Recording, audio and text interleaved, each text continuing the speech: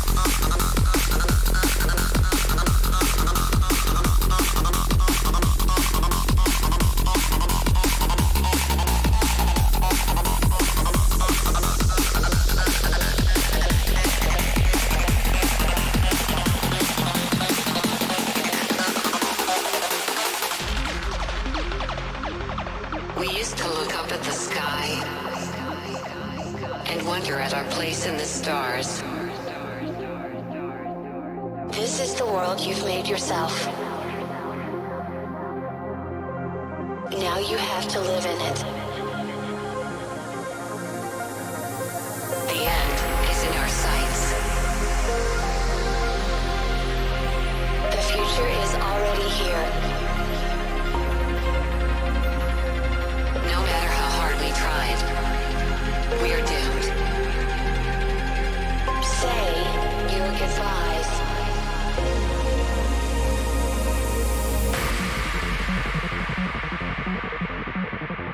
Brace yourself.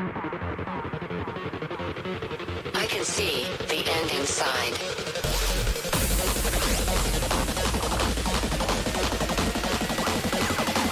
3, 2, 1. Hardwired.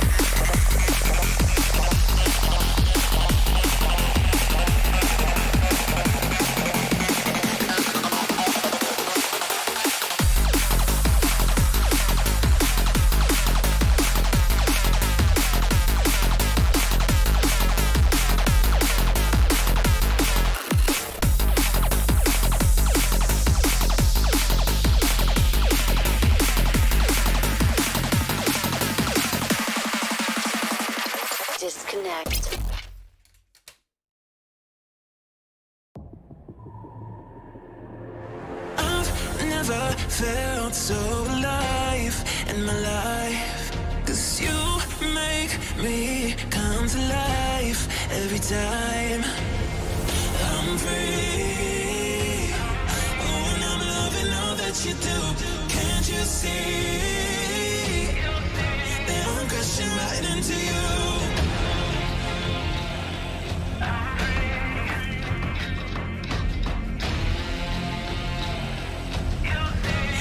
Crashing right into you.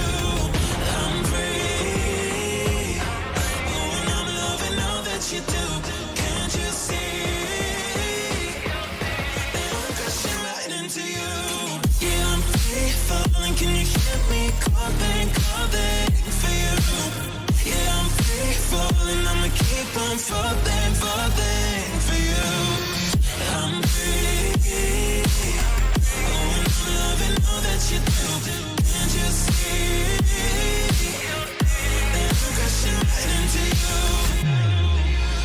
I've never felt so alive in my life. 'Cause you make me come to life every time I'm free. Oh, and I'm loving all that you do. Can't you see that I'm crashing right into you?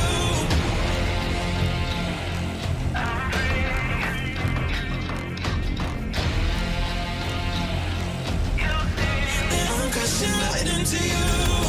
I'm free. Oh, and I'm loving all that you do. Can't you see that I'm crashing right into you? Yeah, I'm free falling. Can you hear me calling, calling for you? Yeah, I'm free falling. I'ma keep on falling, falling for you. I'm free. Oh, and I'm loving all that you do. Can't you see that I'm crashing right into you?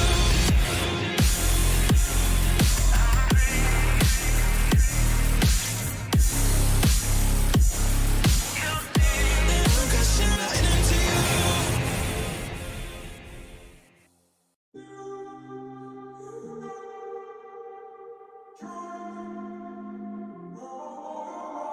I'm walking around in the circle of life, doing the things I know, walking the same ways 100 times with the same soul. But do you ever try to path on the right side, put it up in your mind? But do you ever try to path on the left side, put it up in your mind?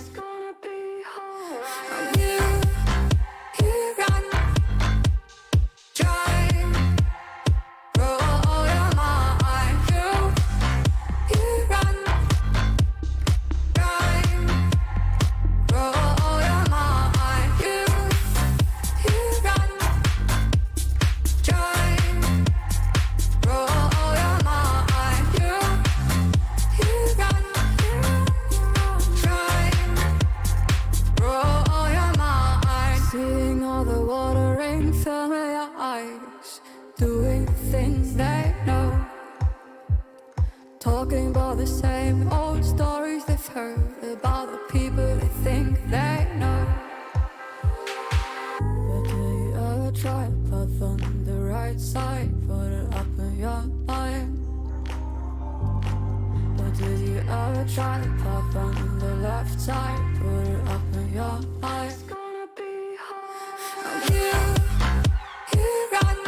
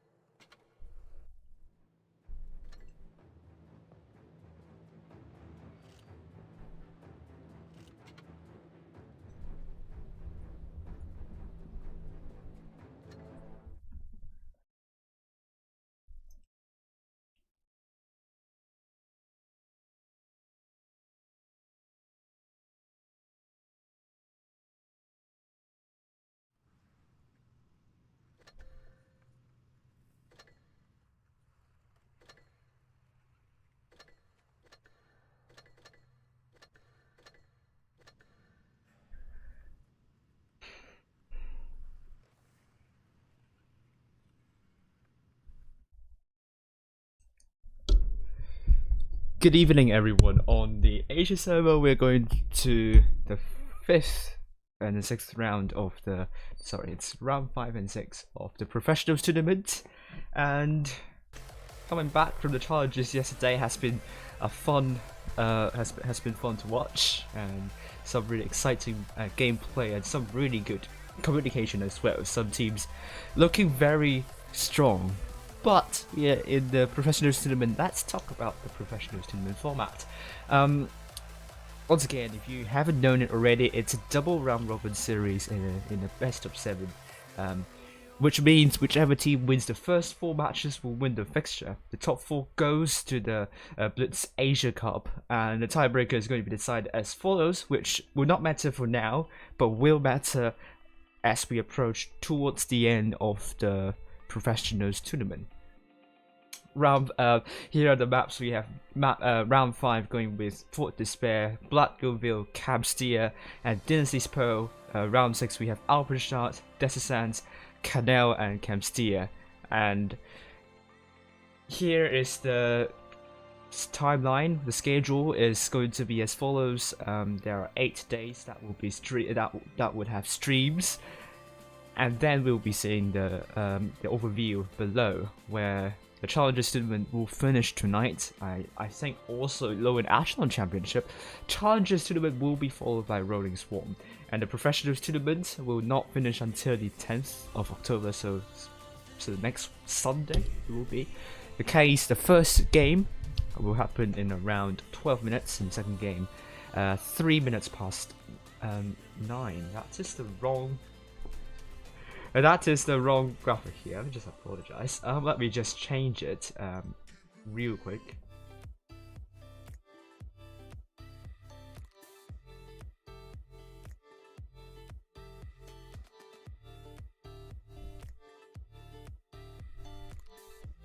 Well, just assume it's just like 1 hour too much. Just in 11 minutes will be the first game, and 3 past 8 in Hong Kong time will be the second game.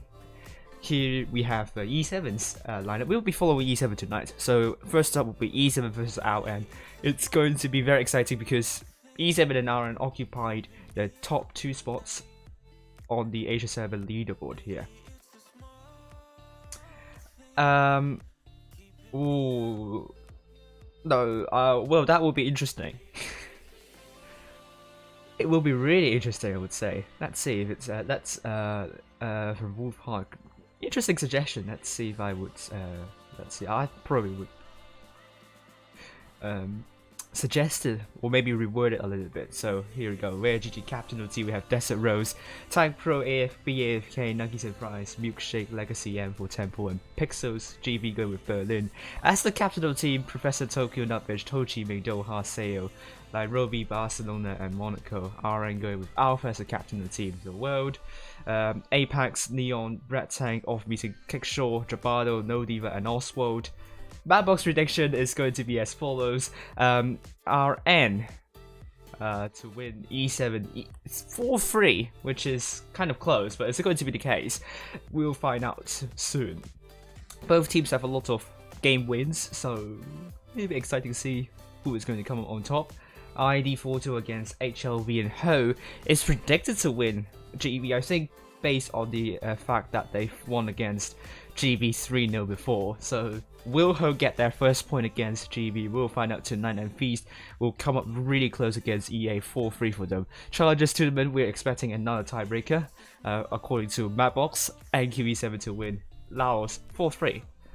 And how to get rewards? So I don't think a lot of people were asking that, so if you have no idea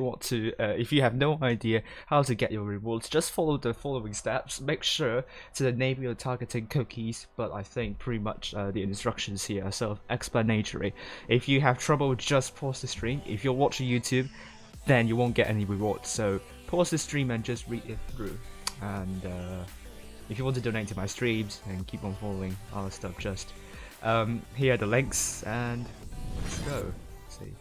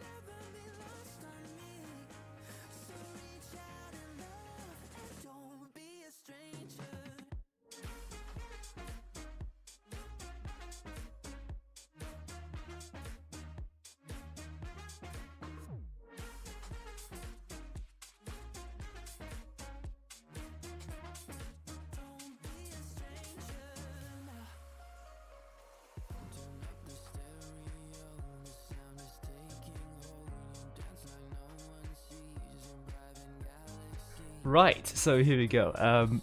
The schedule for tonight: RM versus E7 will be streamed by me, HLV versus ID. The other matches will not be followed for now. We do have Chinese streamers following some other clans, but they are not on YouTube, so I'm the only streamer that is streaming on YouTube on the Asia server currently. So currently the table would look like as follows: E7RN, Feast and ID with in the top 4, HLV in the 5th place, 2 game wins, GB 1 game win. EA and Ho still have yet to get a single point. Challengers tournament: the loser of NQE7 versus Laos will meet IV in the lower bracket final, and pretty much that's all I have to say here.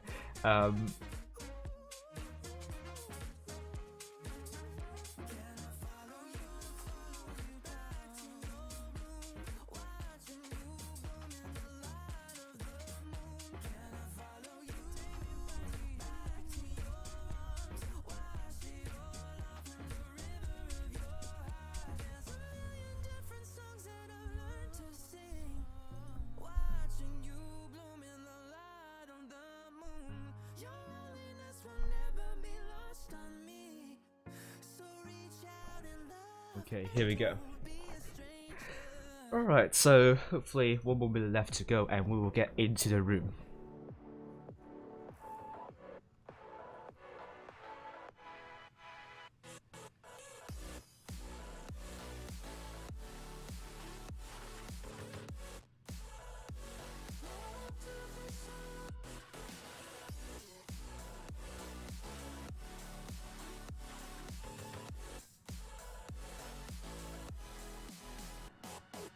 Tell me I can count on you. Promise me you'll get me through. Just tell me I can do this too. For everything we fight to never lose. 'Cause everything we want. Capsule say don't spam. Yes, I don't have any spam with me, so I think I haven't had a I haven't had spam for a really long time, so probably it's going to be helpful for me. But anyway,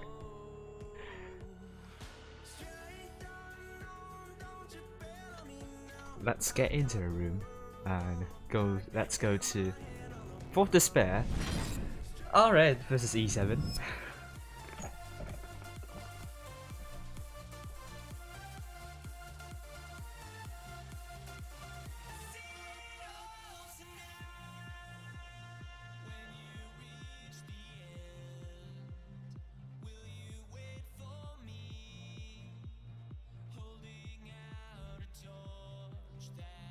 E7 going with these tanks, but Fourth Despair is a map that is quite heavy oriented, so it has always been the map that is quite anti-meta. So are we actually going to be seeing a lot of Mousers, E100s, VKs, IS7s or not, or whatnot? I do think that could be possible. The usage of mediums or lights isn't really that important because the map is relatively small and is quite closed in such a sense that it's, I mean, you can only spot tanks that are quite close to you and you don't really need a medium or light. In that situation, just a heavy would still be sufficient. Wolf doesn't believe the predictions. However, Madbox has a good track record so far this season. I have yet to do the calculation, but Thomas Peterson has been pretty much wrong. Bramble is also doing fine.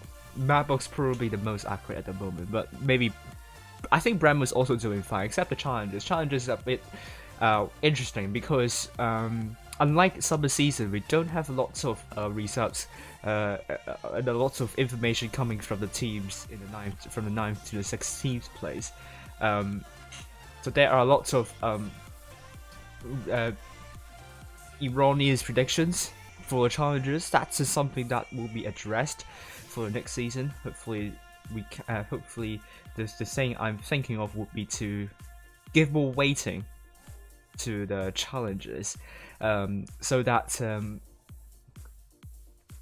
so that the results would have a much higher impact to the prediction. But let's see what's going to happen here. We have E7 going with a triple M6Os by Where GG Desert Rose and Nuggies and Fries. Pixels in the 50p. Oh, thank you, Wolfhard. But you don't really need to donate that much money. Milkshake in the IS4 and potentially double IS7 by M4 and Tank Pro 7 potentially.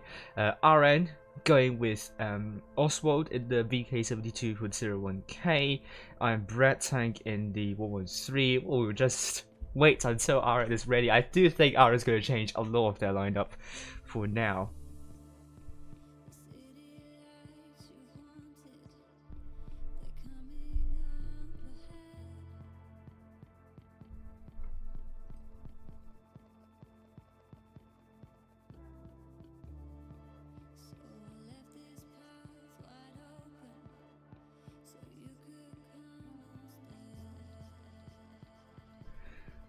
Hello Kiki, how are you doing?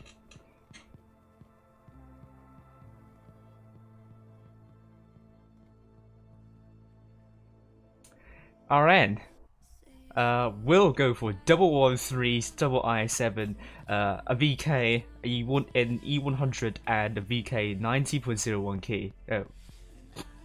What is VK 90.01K? Okay, one VK 72.01p. No, VK 72.01K, and VK 90.01p. Okay, I'm getting everything mixed up. Please, can VK 72.01K and VK 90.01p be the same text? Just I don't want to confuse these two tags. Thank you very much. But Oswald being offline is not nice, but we'll be back. I think that's probably browsing different applications. That's a bit sus, but that person's now back playing for the spare. Let's go in.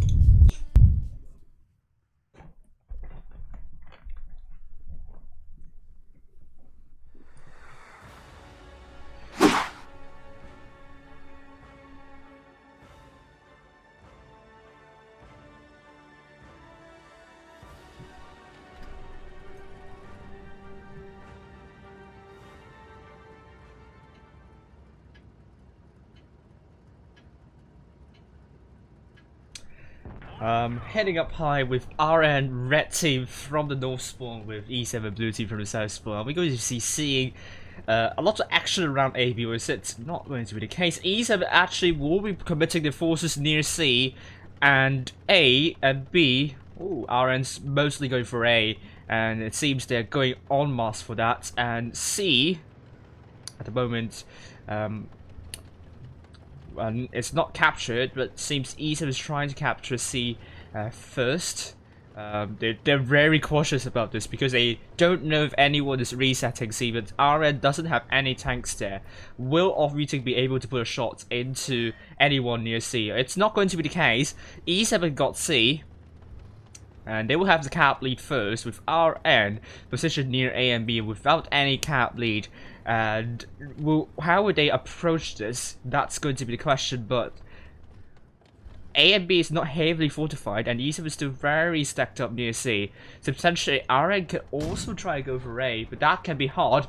But ARWV has been shot once, but ARWV can't put a shell into anyone near C. So looking at B could be captured by the world soon, and it will be the case. The world has captured B. That means RN has will need to kill 2 tanks to flip it, because the deficit is more than 80 cap wins. Yeah, we'll be really close. E7 and RN are arguably the best teams on the Asian server at the moment. So far it's gone a bit stale. No, both teams are not doing much. As always, we love to do the maths. We're just around 300 more cap points until E7 must make a move. I mean RN must make a move. So we're talking about doing the maths. 5 cap points per 2 seconds. Just only around 2 minutes until RN absolutely must make a move. So that's quite a lot of time.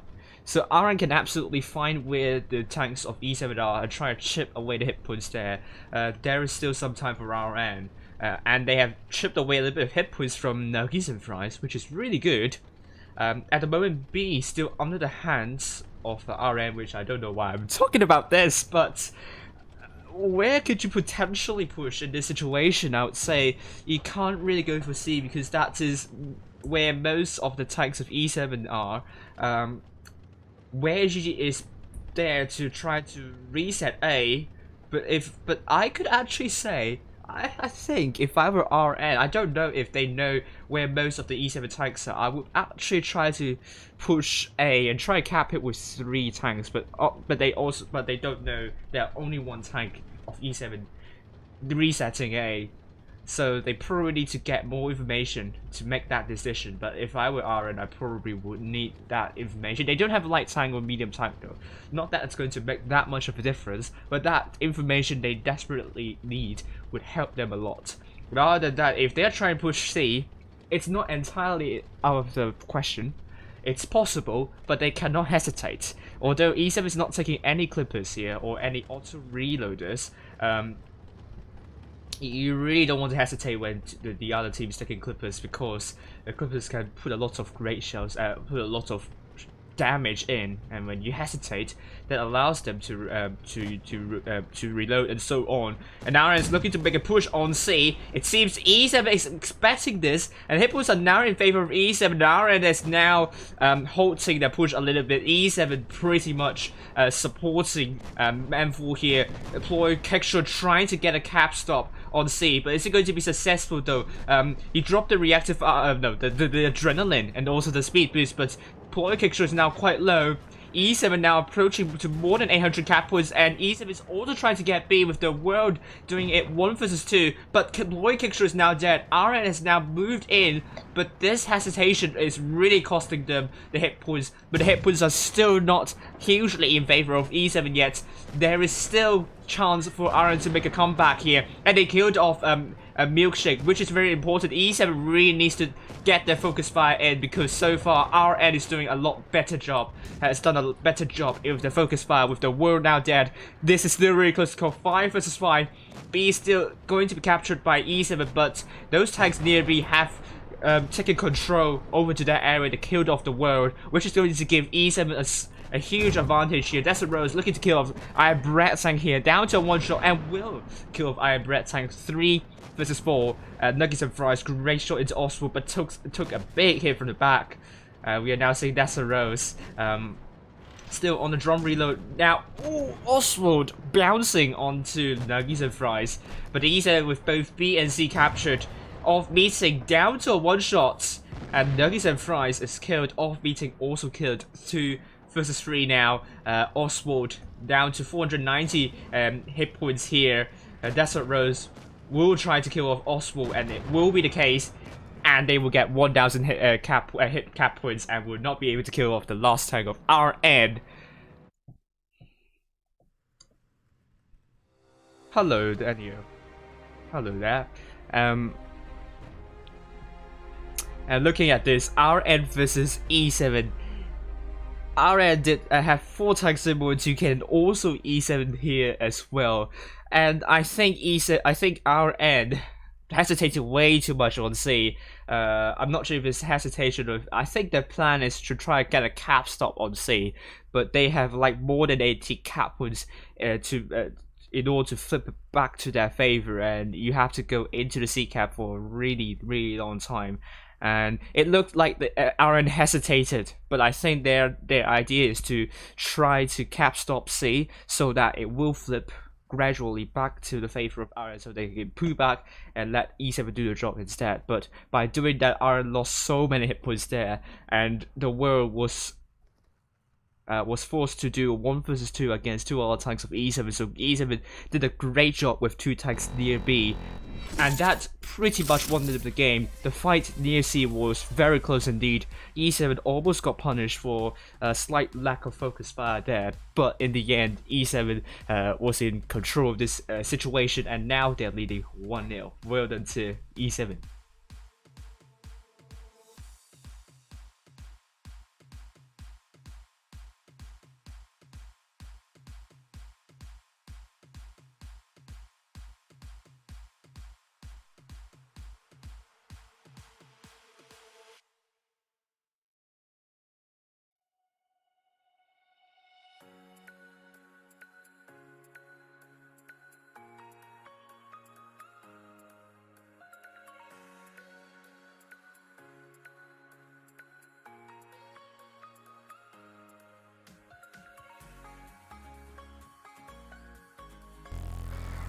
let's go.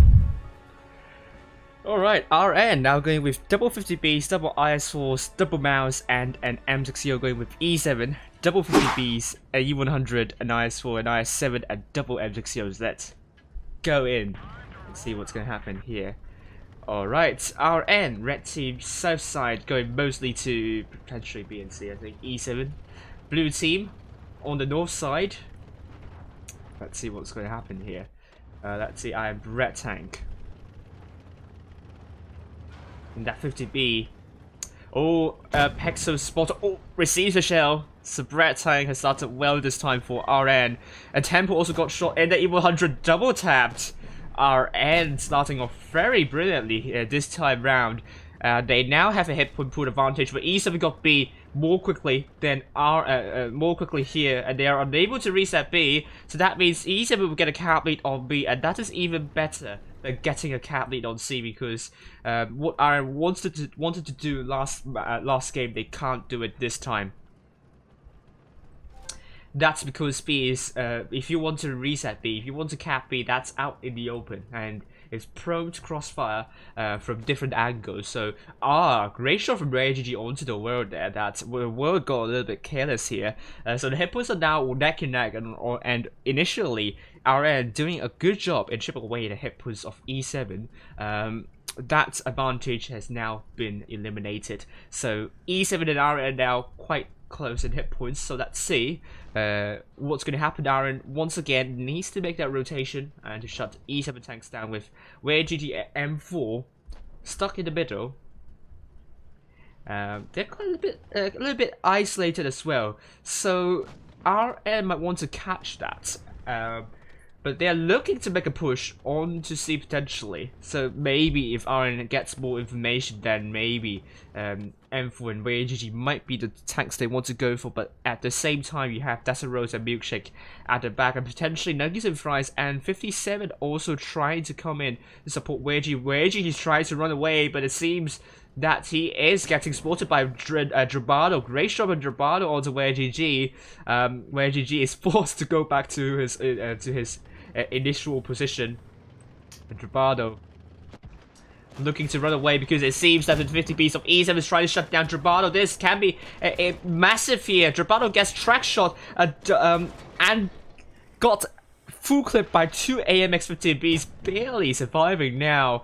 Drabado is trying to get a revenge here, but with that kind of clip here, RN is now under more than 1,000 hit points of disadvantage. Alpha now down to a one shot here and will be killed by M4. With Drabado also dead, RN has lost 2 tanks already, and E7, great idea to counter push onto the corner here. That threw RN off guard really, and E7 all they need to do is to pick up the pieces, and that is another good match for E7.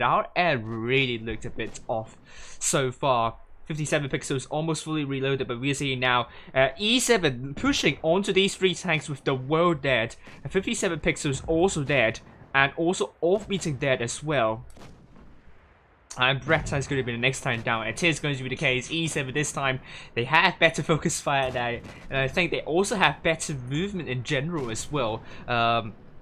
It's nothing short of brilliant, and if it continues this way, RN would need to do something spectacular in order to make a comeback. RayGG with a terrible bounce, however. That's a Rose, great shot deploy, kick shot. It doesn't matter if you use focus fire or not.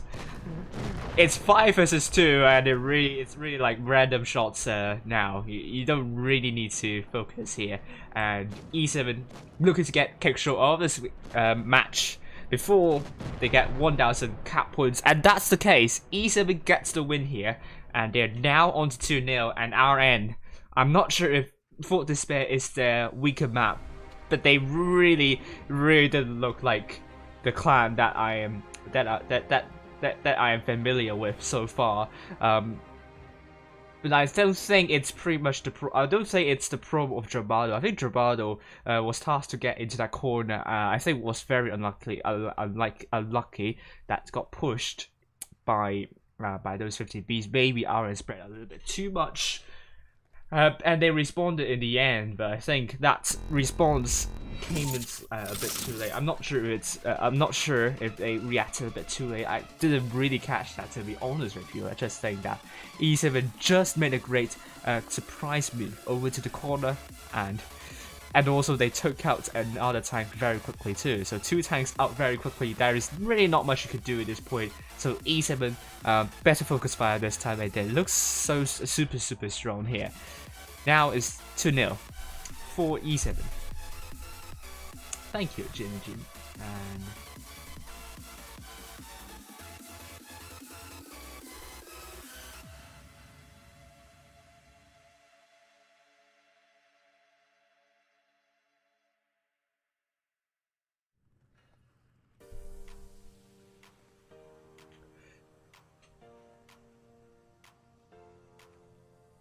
And Wolfheart saying, if RM wants to win, they must stop bleeding hit points.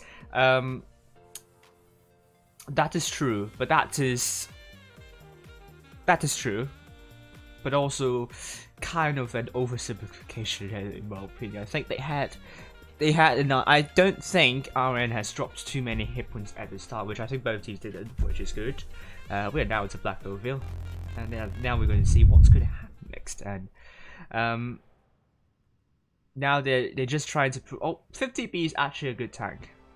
I think now we're seeing a mix of 50Bs and M60Os, because as we know now more about the weakness of M60Os, which is pretty much a relatively low clip damage potential, and AM is 50B with a higher clip potential here.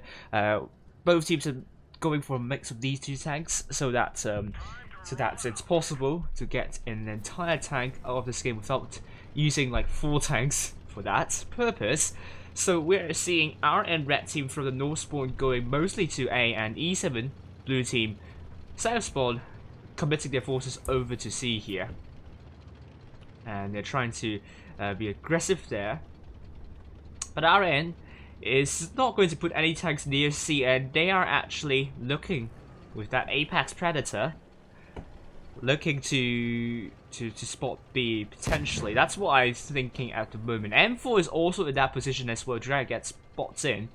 Both teams have not taken a medium or light here, which is surprising to me, because Black Oakville is quite an open map and really benefits with a Vickers light to get the spots in and information here. I don't know cycling, so you have to wait until the announcement from Wargaming. With A going to be captured by RN, E7 has C first because they sent so many tanks there. I do have a bad feeling about E7 here, because that's a similar case as APA. I believe it's BPS versus APA that match was, where APA got cap lead on C if I remember correctly, but or maybe not. But when they want to rotate, it's really difficult, because you have this kind of corridors. If you want to rotate, you need to go out in the open, and look how far forward Apex and also the world are at the moment. So if E7 rotates, unfortunately they will get spotted, and they will take a lot of hits for doing so. And they need to defend, which is going to be really hard. And B, it's going to be a hard cap for them to reset, because potentially ERN could put 2 tanks there, maybe even 3 or 4. Let's see how E7 is going to defend this time. Although they have the hit point pool lead, and they need to keep on pressing though. I do think they have the map control, and this is going to be exciting to watch. So far, both teams are still holding, and once again, doing the maths, we know just around 2 minutes for RN to chip away hit points of E7 in enough for them to make a great push and kill off the tanks. Wolfheart saying RN must really hate this map. I don't know. It does look like RN is not having it so far on Fort Despair. Yeah, RN has been bouncing quite a lot of shells lately in the autumn season. I remember when they were in the spring season, they didn't bounce that many shells, so not sure what happened now again. Hello Anya, how are you doing? Both teams still holding, but Ploy Kickshot took a lot of shots away. Off beating also took a lot of hits there in that M60Os, so The hitpoints are now neck and neck. They have to be really careful. RN, I believe, still has the map control and the position advantage. They need to make use of that, and there are only like a minute remaining to go for RN before they must make a push. And so far, they haven't chipped enough hit points away for E7. E7, and as the time progresses, this is steadily going to flip to E7. In my opinion, like E7 does not have a lot of map control. Like they only have like 1/3 of the map, but RN has 2/3 of the map, and they haven't chipped away enough hit points of E7. So let's see if RN can take this home. But they will have to fight really hard for this. Apex Predator tries to go for B. All will be reset by M4 here. But it seems E7 is working their crossfire here. And RN is trying to push with these 3 tanks. RN needs to find a tank to kill. But it seems they haven't found a tank to do so. Off meeting tries to go in to get M4 off the way. And you'll also see the 3 clippers from RN trying to go into C as well. This is going to descend into Pandemonium very soon with Predator now dead. It's now going to be a 6 versus 7 with Milkshake's going to be taken out soon. Alpha going to put a great shot into Milkshake, and the second shell will be onto Milkshake as well. That will bring it to a 5 versus 6. Also with Milkshake dead, I mean, still E7's advantage here. They're looking for the world next, and they're looking to get B as well. Where GG and also M4 got B successfully. Now the world's now down to a 1 shot where GG is going to kill off the world, and E7 looking very close to securing this win, and will it be the case? Desert Rose, great shot into Ploy Kick Shaw, and they will get it. E7 will get the win through caps with a kill onto Ploy Kick Shaw, and our end. They haven't woken up pretty much. They really haven't woken up. I think really the nerfs got to them here. RN, 1 tank doing more than 2k, and the E7 3 tanks doing more than 2k, but RN, I think, RN, I thought they have the map control, and they occupied quite a big chunk of the map, but E7, credits to E7, held their ground really well, not allowing RN to put shots into E7, like they were defending really well. Like no chances, really no chances for RN, and RN was forced to make a move. Once again, I don't think there was any major mistakes coming from RN. It's just simply E7 is looking just super strong tonight. I don't know if they were just being very angry of what happened earlier on, but we do see the anger from E7 that they are really trying to prove themselves. Like they are a very competent team, and they are truly a competent team here. And RN just, I don't know, just I feel really sorry for RN. It's not really their fault that the scoreline has gone to this margin. Like they were given very little chance, given very little opportunity to win the matches. Like they have thrown in everything they could, but E7 just simply got everything sorted under their noses. Nothing you could do at this point. And I do think RN might benefit a little bit if they take a bigger slide, to be honest with you. Maybe that's the reason why they are really struggling at the moment. They are lacking a messenger. They seem to gamble a lot of times here, and they needed someone that could provide information for them. They just needed the information to work, to work with the matches. And yeah, seems all of their pushes and also their responses have been quite gambling, if it's a word. Like they're pretty much guessing where E7 is, what E7 could do, and it seems that so far all their guesses are actually the guesses that E7 would have thought of and have dealt with brilliantly. And goes on the show, E7 just very well prepared for this fixture.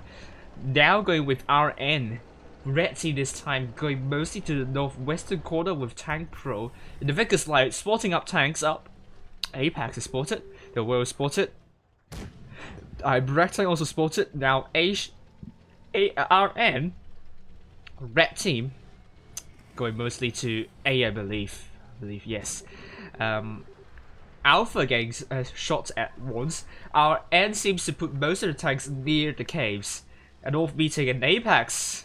Also, Apex looking to get A potentially, but our N is stuck near the caves with E7 now holding. They will try to defend, but we are also seeing tank pushes completely ignore BNC, which is a good call because you don't want to tell that RN that you have a numerical disadvantage near A. So they're still defending well, but the world is potentially getting shut down by both WGG and Tank Pro. RN might need to make a move on the other side, but they're not doing it because the world, but then the world is also almost getting taken out. It's now down to one shot, will be taken out by M4.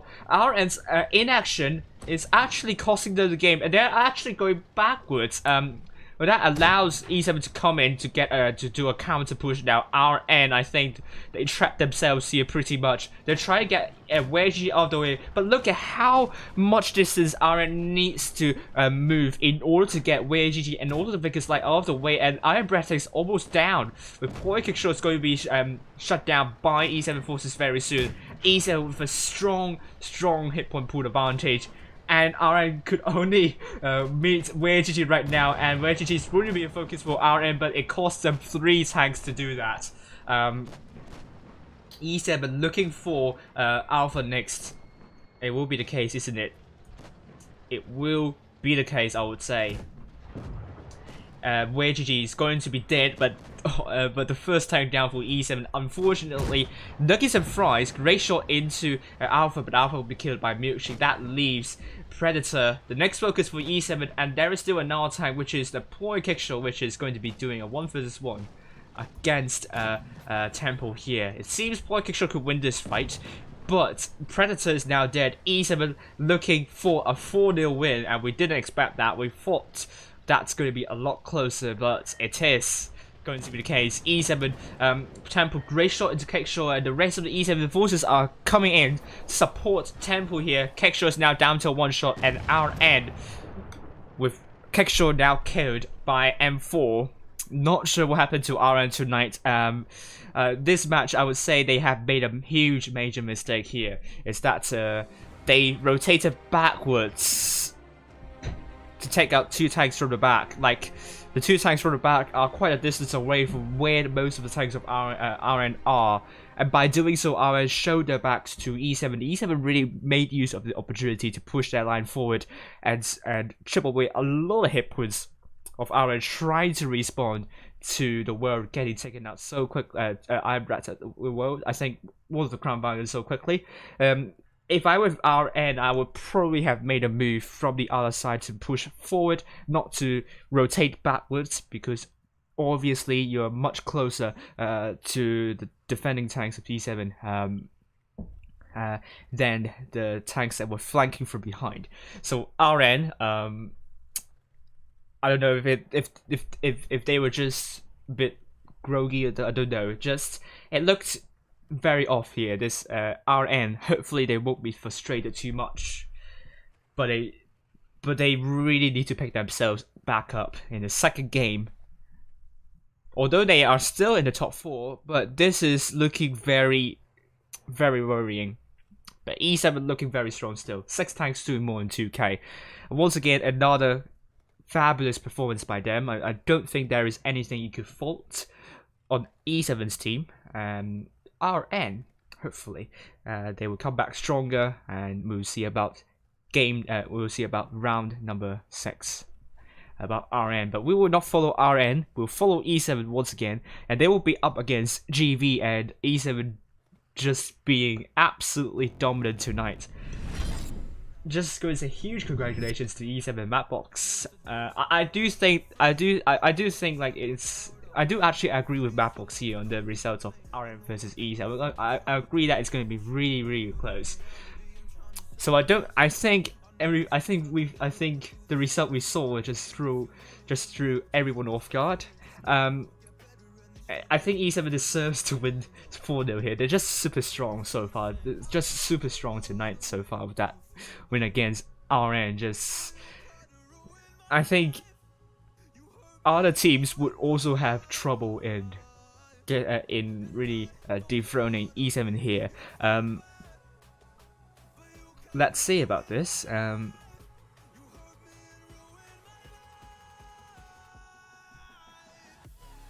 we have seen comebacks. Capsule saying insane reaction from E7. I think well, I don't think it was an insane reaction. Pretty much just defending really nicely and just not allowing any gaps. Yeah, I don't know if that's the case. Like the last match, it looked like RN Caller just walked up with that. I don't know. I don't know what happened there. Just RN just really didn't look informed, in shape tonight. They really have to pick themselves back up in the next one. Just it looks very weird to me. Like what happened to RN tonight? It's just yeah, they were very nervous. But let's see about the next few matches then.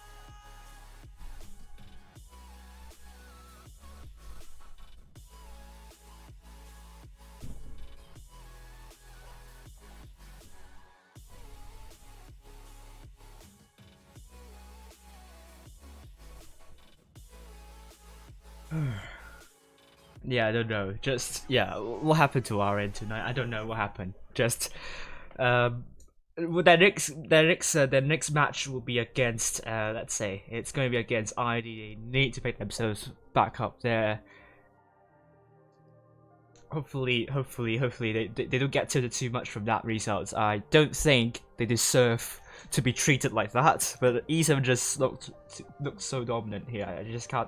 I can't really fault E7 tonight.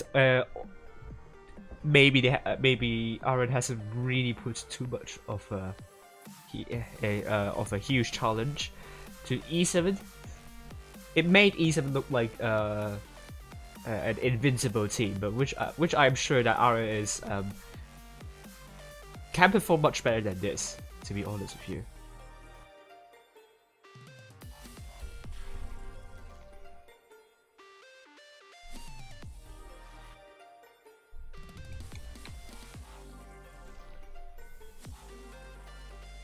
Yeah.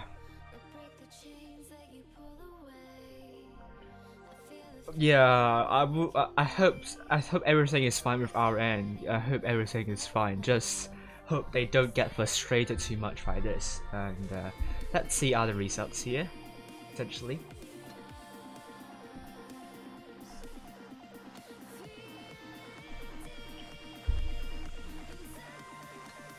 Well, let's see about this now. With E7 getting 5 game wins now, that will bring them to 5 game wins now. E7 still hasn't lost a single game, so will happen in the next one against GB. We will find out soon. Next let's see about Feast versus EA. 4-1 to Feast.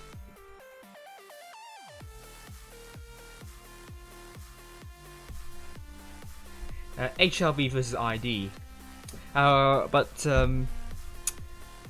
just one of the bad days. It happens to everyone. It happens to every single clan. Every clan has their own share of bad days. I mean, that is not to say that we don't. We do see that from time to time on different servers. Like NA, we do see that on NA. We do see that on EU. Like it is there. it happens. It happens. No team is immune from that. So so do be careful if you want to roast Asia Server because of of the performance of Iron tonight. Same could happen to your team. Like the psychology. Don't underestimate psychology. It has a huge effect on your team performance, and this is why you're seeing some esports teams on other games are hiring sports psychologists, just because psychology affects so much of your gameplay, and especially when you're one of the best teams of the game, then you can really feel the pressure, and you can mind blank happens, and if that happens to the best team, best player as well in the game, so it's, and suddenly you're just like like very flustered, just not knowing what to do. I really hope Aaron can pick it back up from that. Just a bit, it just looked a bit sad to me. Yeah. HRV still playing against ID at the moment.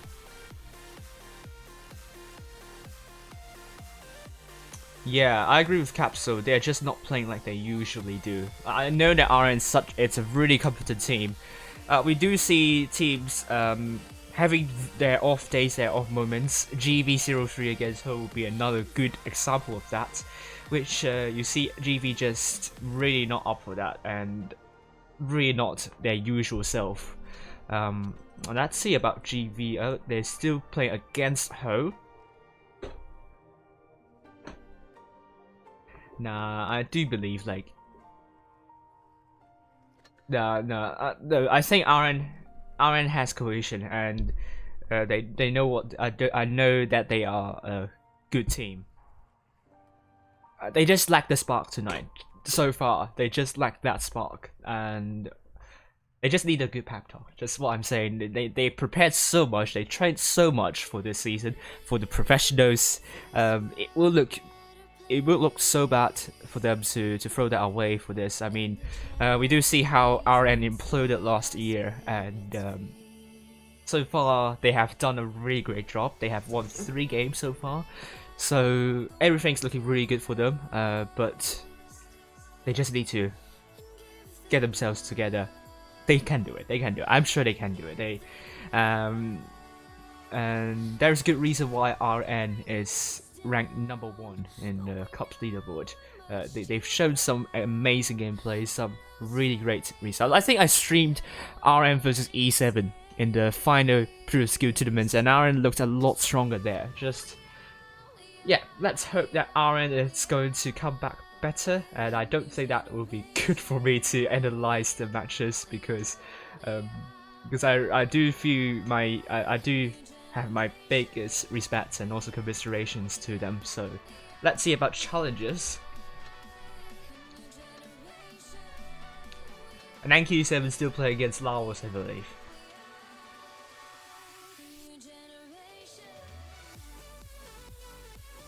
Yes, they're still playing against Laos.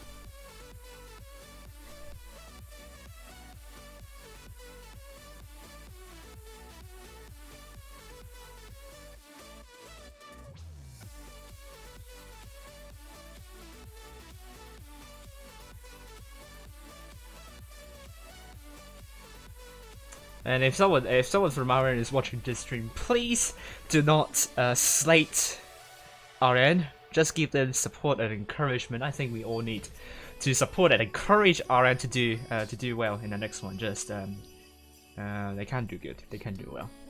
Hopefully, hopefully I don't cry. All right, so I will need to go to a toilet. Someone is using the toilet, so we'll play some matches and then I will be back.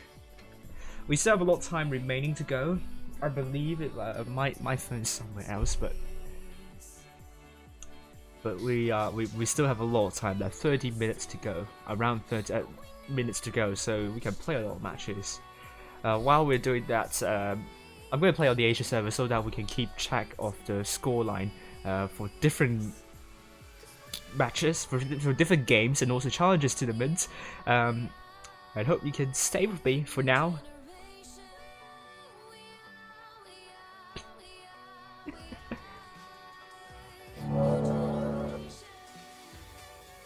Okay, I don't know why something is playing.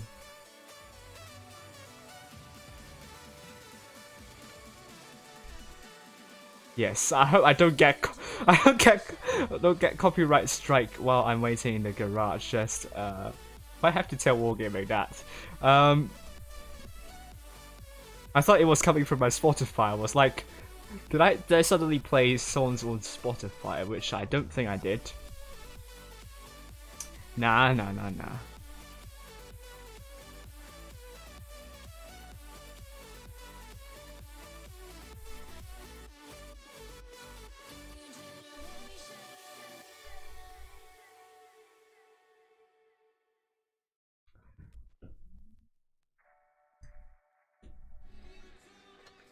I'll have to start playing play a tank, so that I won't get copyright strike here. Gosh, I'm very sure it's copyrighted the music. So oh my gosh, the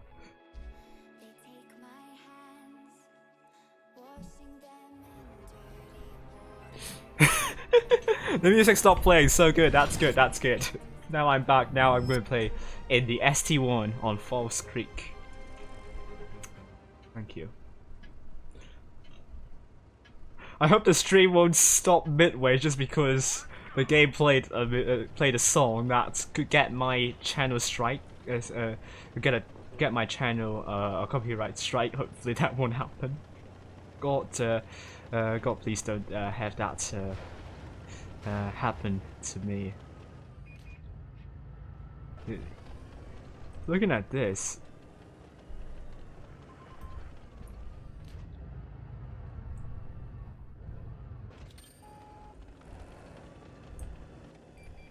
Oh.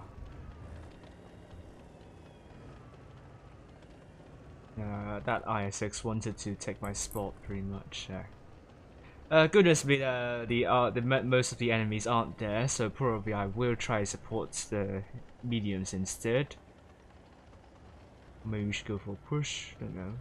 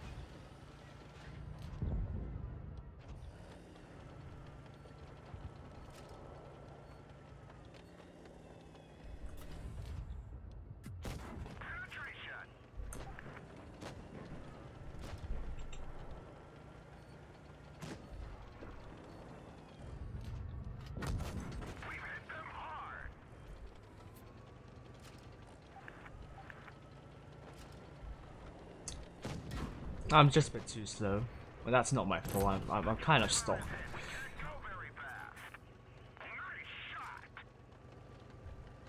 What about the players from my back? Oh god. So I don't have any repair kits now. Wow.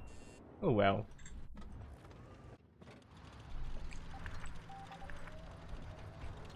Let's go into another tank then. And here we go.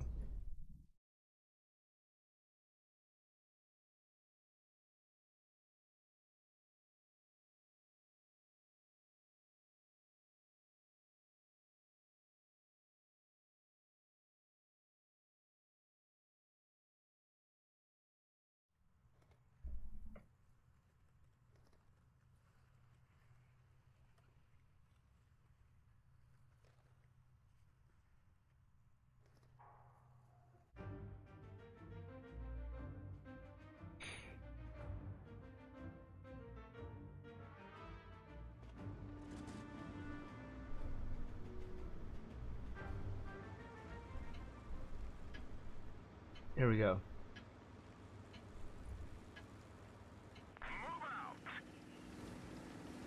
Okay, I think this is the first time me playing this tank, potentially. Oh, let's see if I can do well here. Fingers crossed, stock tank. Oh well.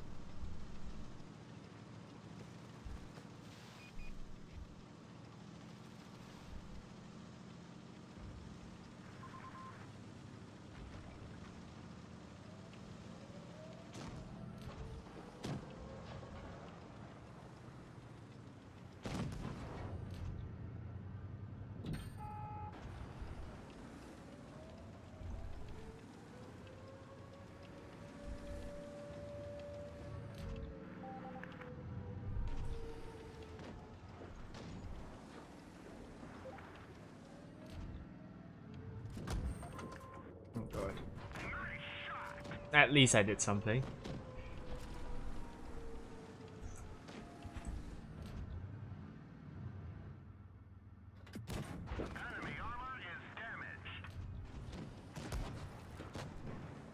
Is my turret weak actually? I don't know. I don't know the armor profile of my tank here.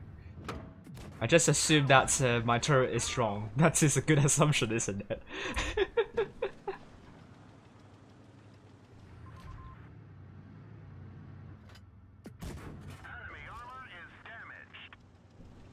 Well, at least the DPM doesn't look too bad. I can pretty much work with that. Oh god. Smash it, don't you? Oh, thank you. So I can see if I can get the SU. They know how to hide, isn't it? Aren't they, I mean. Oh, SU, just show yourselves. Show yourself. Smash her. Oh no.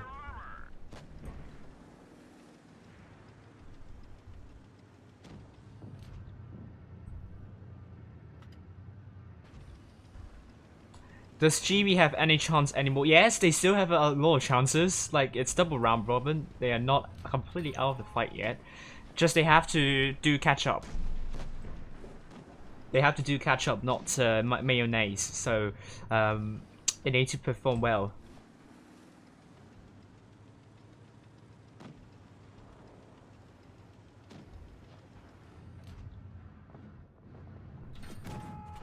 Ah! Got it. This time. Oh! So TD... Okay, I'll just go rush. TD is not there. Come on. Oh no. Why are you looking back? No. Thought we can take out this smasher together. Why you're not pushing? We have the advantage. God. That is not nice. Oh, KV3 let me down there. Anyway. I'm not feeling optimistic about that. Let's see other results of other teams here. Of other games.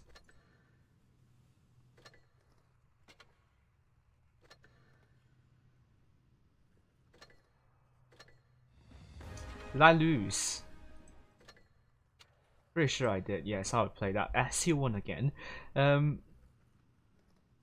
Okay, looking back at the professionals tournament. Oh, V's got 1 point. We know that already. ID versus HLV. This is going to be a close one. The top 4 is still pretty much up for grabs, but ID scored an important win against HLV, and that will end 4-3 for ID. So now ID is going to get 4 game wins. Now RN's dropping down to the 4th place potentially. They could get overtaken if they lose to ID tonight.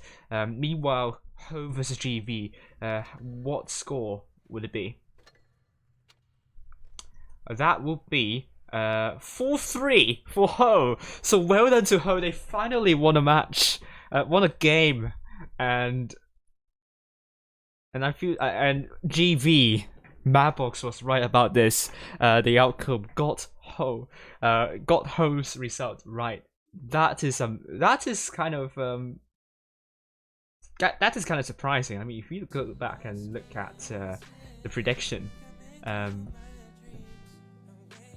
Madbox pretty much got all of the outcomes correct for the professional tournament except for RN. They did not win against E7. They succumbed to a 0-4 defeat there. We don't know about the challenges, however. The challenges, let's also look at the results of the challenges, and it will end.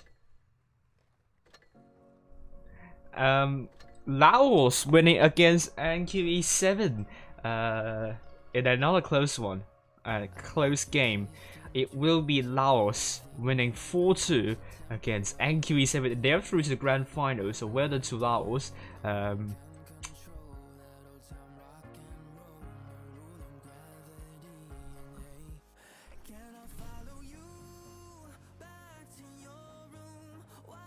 And will be between NQE7 and it will be between NQE7 and IV for the last spot in the grand final. So huge congratulations to Laos there, one step closer to crowning the Challengers tournament.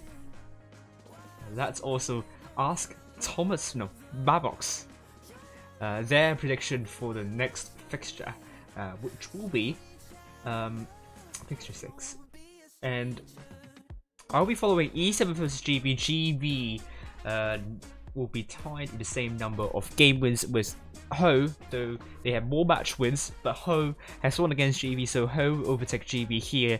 EA still has yet to win a single game, but if you rank the teams according to the match wins, they're actually in the 6th place, so EA is definitely not embarrassing themselves here, but they need a result. They need to get a result, and they need a win against Ho, and that's, I say, would be quite competitive. It's going to be close.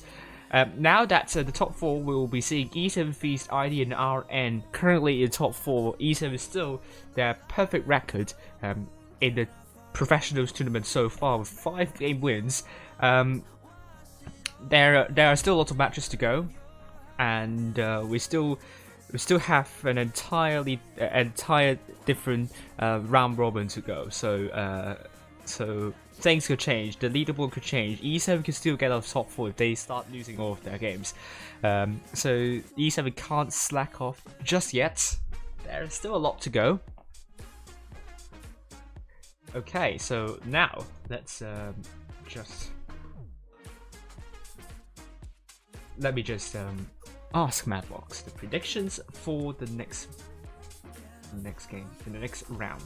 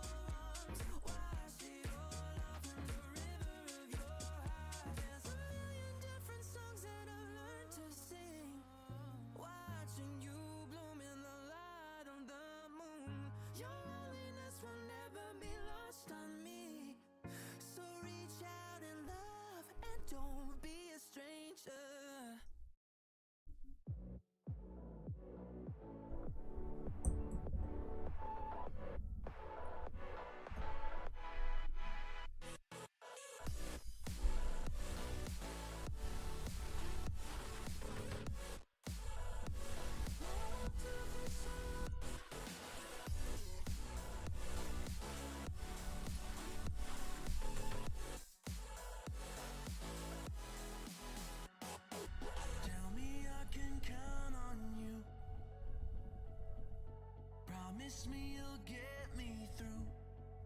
Just tell me I can do this too. For everything we thought to never leave. 'Cause everything we want, oh, is everything we need. Just like I need you. Oh, it's just like you need me.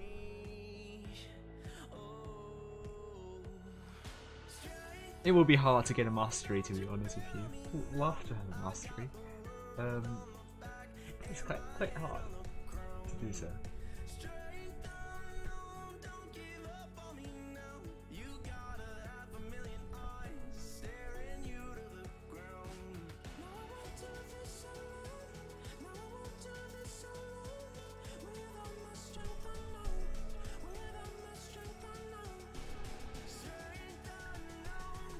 Right, so NQ7 versus IV, and then up there we have RM versus ID,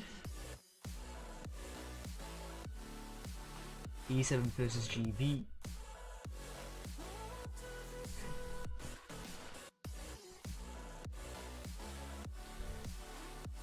we also have Ho versus EA.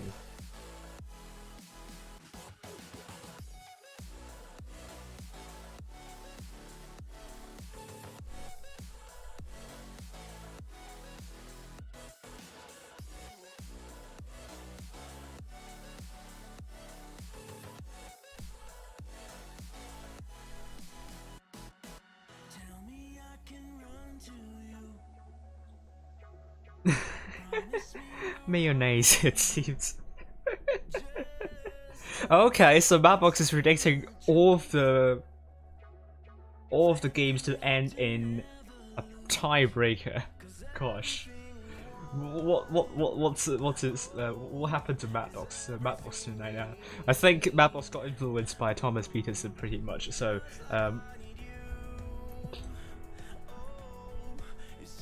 let's also update this.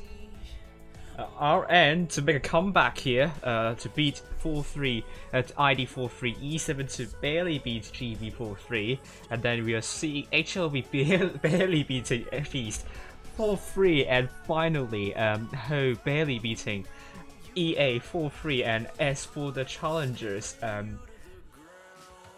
NQE7 to beat IV 4-2.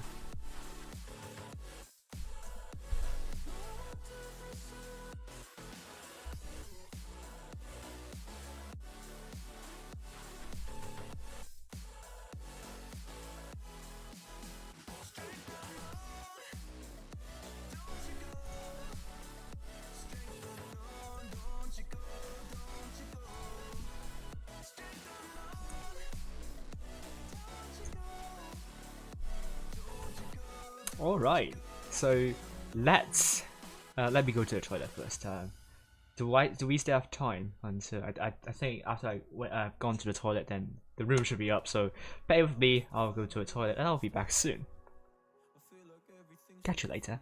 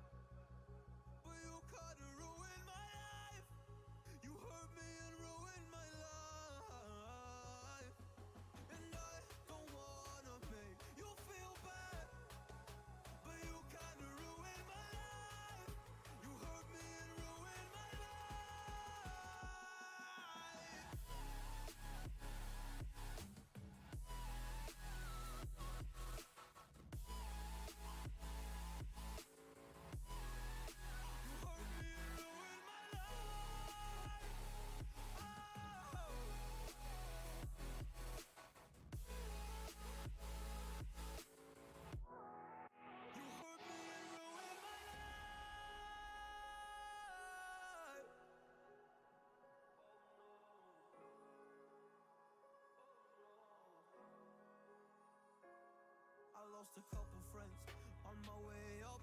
I took a couple L's, but that's just normal talk. I popped a couple pills, but they don't do much, and now I take Prozac in the morning with some other stuff. But why did I get into this? I feel like this is all a dream, but when I wake up, look around, this isn't even make believe. So I sit in a corner thinking back to all the memories. I grew up with these fake beliefs, by the time I find a remedy. I don't wanna make you feel bad, but you kinda ruined my life. You hurt me and ruined my life. And I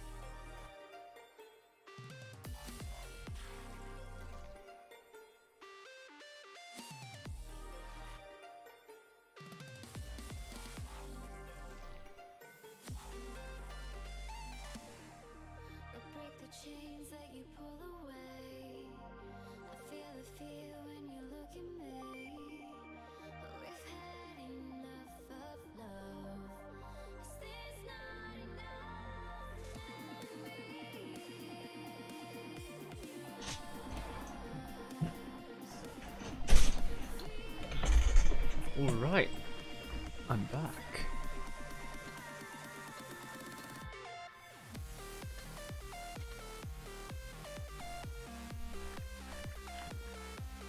Here we go.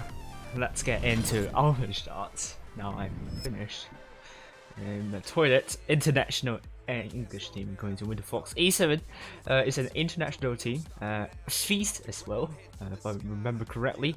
Are there any others? GB is a Vietnamese clan. ID is a Korean clan. And then both HLV Ho. Oh, HLV Ho and also RN are all Japanese clans. And that leads to EA, which is a Chinese clan. So, yes, the only international clans you're seeing here would be Feast and also E7. Right.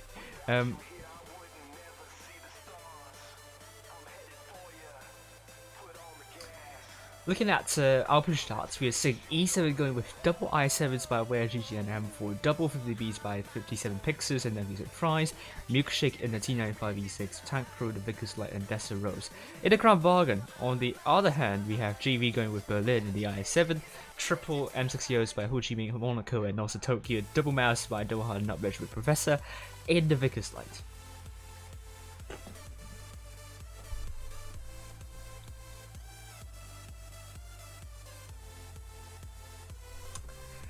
Oh, so are we going to be seeing a match, a tiebreaker for this one?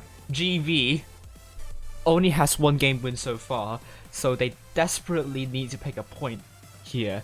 E7 looking very strong now, 5 game wins, ahead of the 5th place by 3 game wins. So even if they lose this one, it's not going to have that much of an impact, but they would fancy retaining their perfect record to the professional tournaments season so far.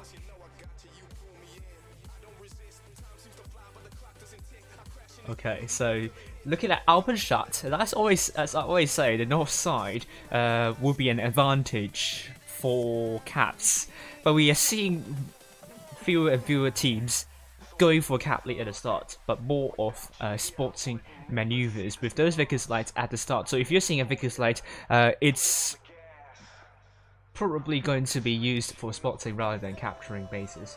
So in the end, it's actually the south side which will get a cap lead because they were totally expecting the other team to get a cap first.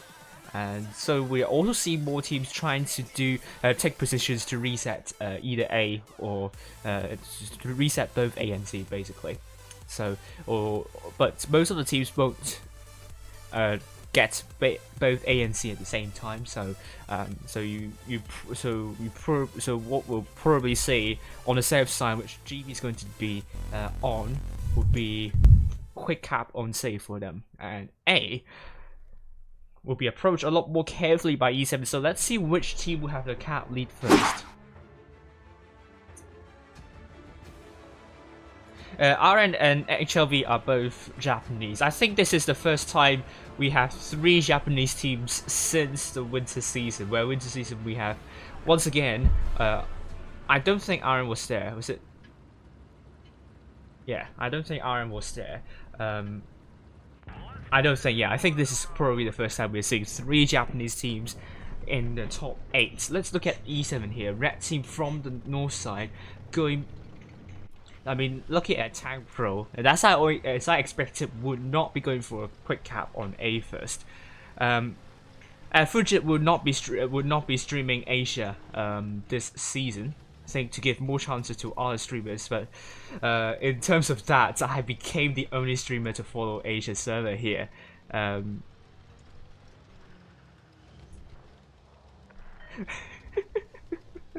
Oh, A will be captured by Where GG and M4 here, and they will have a cap lead. Meanwhile, GV will be going for both B and C, and will be getting a cap lead in this way. But can E7 reset B? That's going to be a good question. Great shot from Dessa Rose to reset the bounces on B. GV really trying their hand on B, but Dessa Rose getting some fire from those mouses, and now they're trying once again to get B. I think GB will get B in the end, but at the cost of some hit points. But GB has done a good job in chipping away the hit points, but it's still unable to get B. Nubbish is getting heavily smacked by E7 tanks, and E7 is still continuing to put shots into Nubbish, and now GB unable to get B.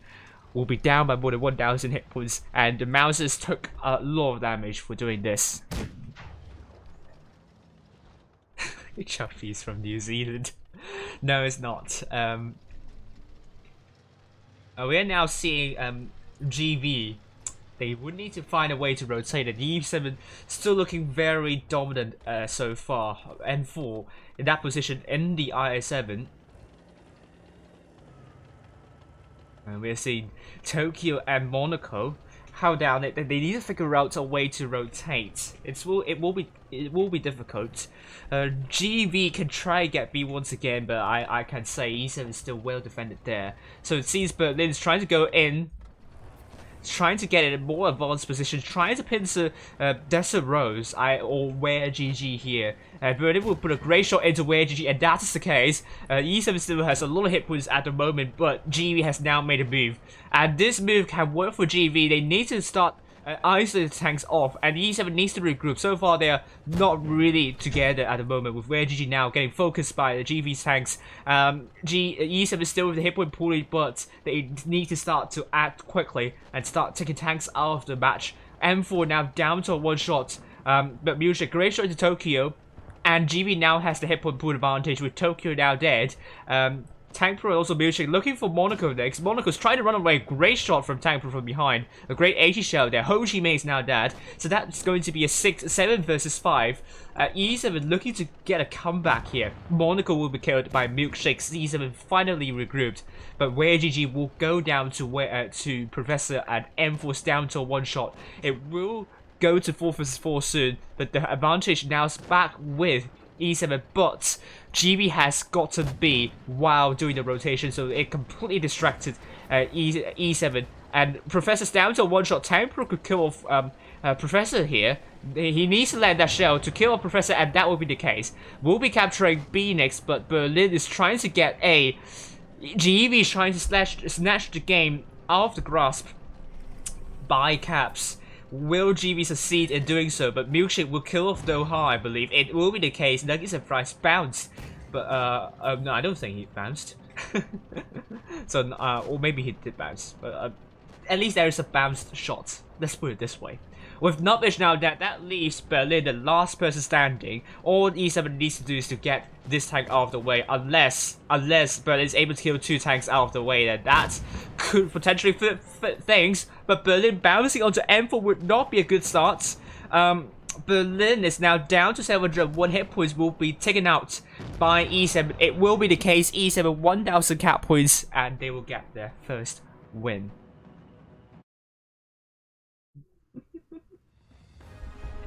E7, 4 tanks doing more than 2k, and GV only 2 tanks doing more than 2k.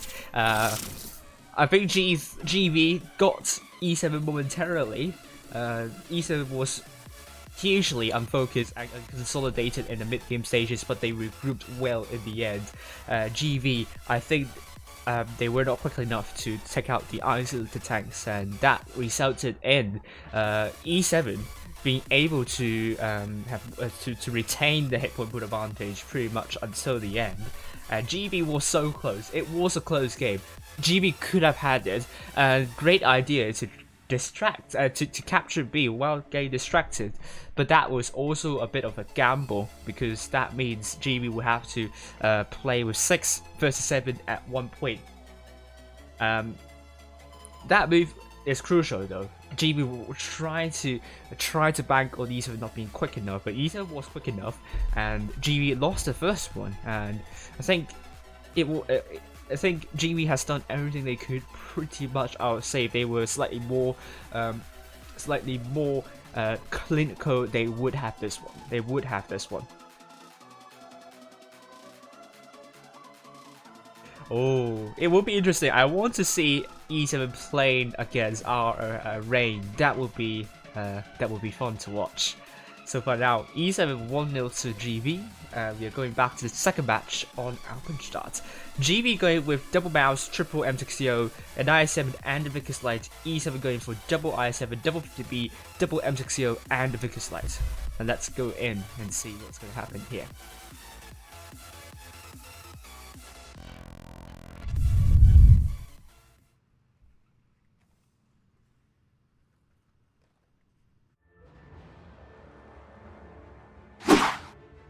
Back on Alpenstadt, E7 continuing their eminent form that they had last game against RN, and this time GV taking more mouses, and well, I mean they took 2 mouses last time. They still have more hit points than E7. E7 just need to trade better once again. T-Rex asks, do I need a clan before joining the tournament? Some tournaments require you to be in a clan, but some do not. Like the quick tournaments, you don't have to be in a clan, so it really depends on which tournaments you want to participate. Tempo trying to get spots, but will not put any shots, will not be able to penetrate any shells in. Any shells, I mean, I'm not sure if, I'm not sure why I'm using an extra preposition there. Still remember my grammar stuff, so that's cute. Anyhow, hit points still with GV, but E7 try their best to chip away hit points of GV, but they've lost a few hit points already. Now GV trying again, doing the capture on B. I'm not sure if they are going to succeed, because E7 is once again trying to reset the double mouses on B. But the difference from the last match would be that this time E7 dropped a lot more hit points. So that could be advantage for GV here. But Doha still trying to get A and B, but also at the cost of E7 dropping so many hit points. E7 really struggling to hold. Doha could get B, and Nubich receives a hit. But already GV has led by more than 2,000 hit points, and this is going to be a lot more difficult than last game, where E7 just need to stay safe and allow GV to make the rotation. They actually have to make a rotation this time. Let's go and see where GG. Great shot into Berlin here, and we'll be using the speed boost. Going into this area to hold down. C will be captured potentially by Professor, and they can afford to do that because they have a lot more hit points. So it doesn't matter if E7 has like 7 tanks near the area, just they don't have enough hit points to work with. So both B and C are now captured. This is going to apply a lot of pressure to E7 here. What will E7 do here? It's just looking pretty grim for E7 unless they are able to isolate tanks. It seems GV is getting a bit more aggressive now, where GG could potentially get pushed by the double M60Os here, now down to 748 hit points. E7 in deep trouble, is going to put a great shot into Tokyo now. The M60Os have made a bold decision to push onto where GG. I think that's a good one, but E7 has wasted no time to support where GG here. Nuggets and Fry is going to kill off Tokyo very soon. But Nuggets and Fries look at the wrong tank for some reason, but will be killed by Nuggets and Fries. But I now know that why he wants to go for Monaco, because he wants to put all of the shells into the tanks. So that's a great idea from E7 in the end.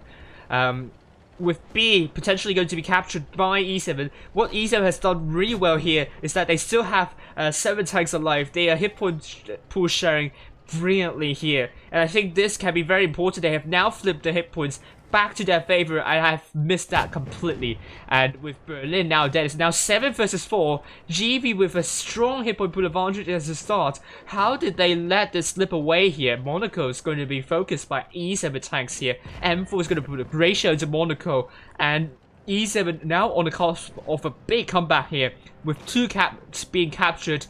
Desirose very low, down to a 1-shot, looking to kill off Professor, I suppose. But Ho Chi Minh will be killed by 57 pixels, with Desirose looking to kill off Nutbitch.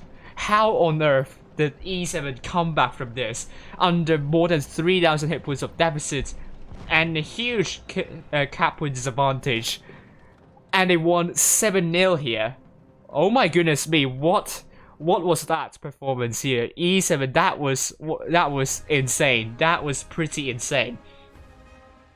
But I have to say, Nuggies and Fries did a really good job here to save Milkshake there. That's the rose I forgot. And look at them, 7 tanks doing more than 2,000 damage. Every single tank is so important for E7 in this game. GB, I think they got too comfortable in this match and pretty much allowed E7 to make a comeback here. I think they didn't really capitalize on E7 in tough positions, and they couldn't really get tanks out. And the hip on push sharing meant that GB got a taste of their own medicine, because GB was also known for good hip on push sharing before, and they only had 3 tanks to more than 2k. Now it's going to be 2-0 for E7, unlikely 2-0 for them, and we are now on to Descent. Oh my goodness me, hello Viper, greetings, and you're from C4, thank you for watching and joining the stream. How are you doing? And I hope C4 is doing well in the professional tournament so far, and E7 looking very strong here, and I'm really happy. And I think E7 could be on their way for another 4-0 victory tonight if it continues this way.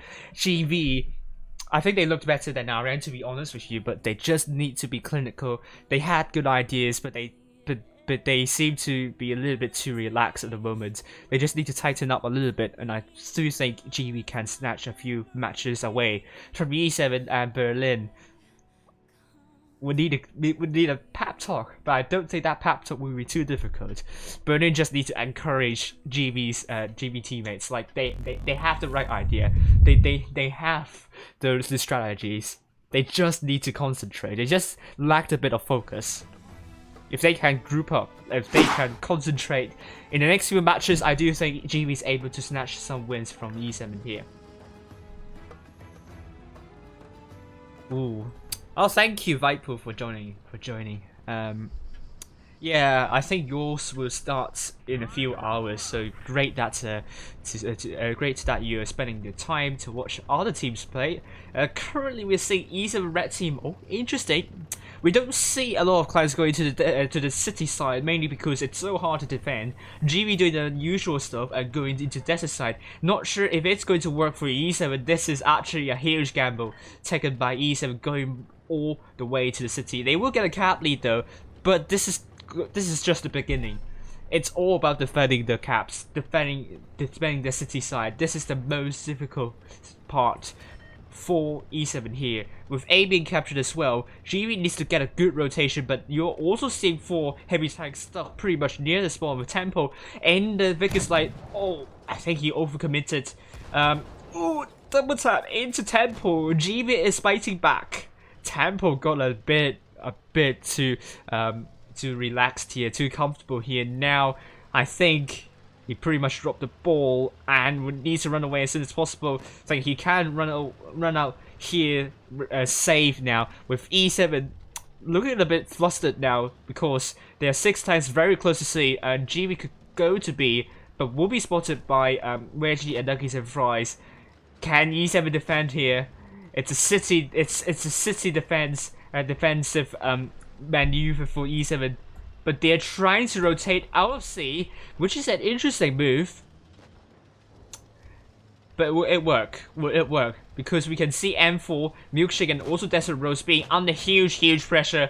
GB just need to get that good focus and good decisive push, and they should be able to get this. He puts the neck and neck, however, but E7 has already rotated to try to get Ho Chi Minh out of the fight, but it's not going to be the case. GB now going to put most of the forces and the focus onto M4 now. Nutbridge ramming into M4, and Doha great shot into M4. Nutbridge just needs to get away to prevent his tank blocking the shells of GB. Now M4 still staying alive. Hipwood still in favor of GB at E7 at the moment, but Monaco is dead. M4 is dead. E7 is now biting back. They are now trying to focus onto Berlin here. GB, they started to lack focus here. Berlin is now down to 1 shot, and GB is now looking at different targets at the moment. And you're seeing T22, Ho Chi Minh still pretty much far at the back. Berlin is down, Doha is down, Milkshake is very low as well, will be taken out by Professor. And it's now 5 versus 4. We're seeing here Tokyo going to be the focus for E7.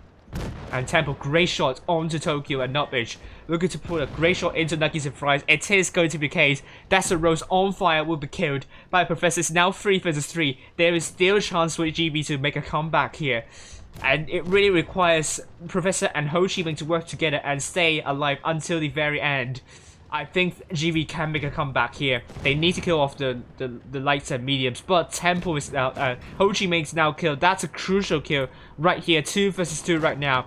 E7 really prioritizing their forces onto the Vickers Light, but E7, they don't have a cap. They're trying to get C. This is going to be really, really tight. Desert Rose asking Sam to kill off Nub Edge, but he's still on a drum reload where GG almost will reload it, but it's a bounce onto Nub Edge. But GB still has A. This is going to be really important. 57 pixels looking to get Nubbage out of the way. And Professor really trying his best to not to put shots into E7, but C's been captured. Nubbage still struggling to stay alive. Professor's trying to run away, but WG's looking to kill off Nubbage, I would say, or is it not? 57 pixels. Great itchy shell onto the side armor, 57 pixels. This is still very close to call. 57 pixels with a kill onto Nubbage. But is it going to be enough? GB, 920 cap points. Professor still alive, but spotted. Needs to stay alive, however. And where GG looking for B? No, going for A. Going to push his way over to A. Professor needed the kill. Needed to prevent A from getting captured by E7. Professor needs to put a shell onto where GG. Is it going to be the case? It's a bounce, however. But where GG also missed. It's still very close to call. But E7 will be going into A just in time. But I'm not sure why he just abandoned A here. Wedgie is now down to one shot, trying to rotate his turret, but it's a bit too slow. Professor still alive, running around, looking to put that shot, but it's a miss. Professor, can he do it? GB, 995 cap points, great ram. Oh my gosh, 57 pixels, ram onto Professor. GB almost got it. Oh my goodness me. E7 clutched this pretty much, and GB is so close to getting a win from E7. They must feel very gutted here, but I think the main problem for GB is that they really lost their focus in the middle after killing off M4 and that IS7. They really went for different tanks, and that allowed E7 to group up and focus down GB's tanks and push, and that gave E7 the win, despite GB once again playing with caps, which they always did, and almost won with caps. It was so close, tantalizingly close. But had GB focused a lot better after killing off M4, I think it could have been GB easily. But what can you say about this? E7 on the match point again, 3-0. Just one more match win, and they will get another game win, and they will bring it to 4 to 6 game wins here, and will continue their perfect record. And GB, they are the kings of comeback. Once again, let me remind you, GB can make amazing comebacks, but they are now 3-0 down. Can they do it? Berlin must feel the pressure to make a really good pep talk, but GB is not far off from winning a single match. It's not like what they did against VCS 2 days ago, I believe. I streamed that. Or is it the first is it round 1 or 2? I don't know. But GB is in a much better position than the one I was mentioning. So absolutely, I'm tipping GB to get a win from E7. They can absolutely do it. E7, their gamble paid off in the end, but at a huge cost, really. I think it was a Pyrrhic victory, though, in the end.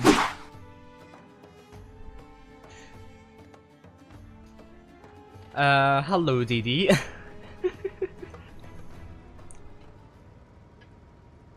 Hello, Attitivo, how are you doing? 2e6. Oh my gosh. E7. This time, once again, going for a city side. It worked for them last time, but it was so close. Let's see what Tempo is going to do here. Looking to get spots, but at a really backwards position.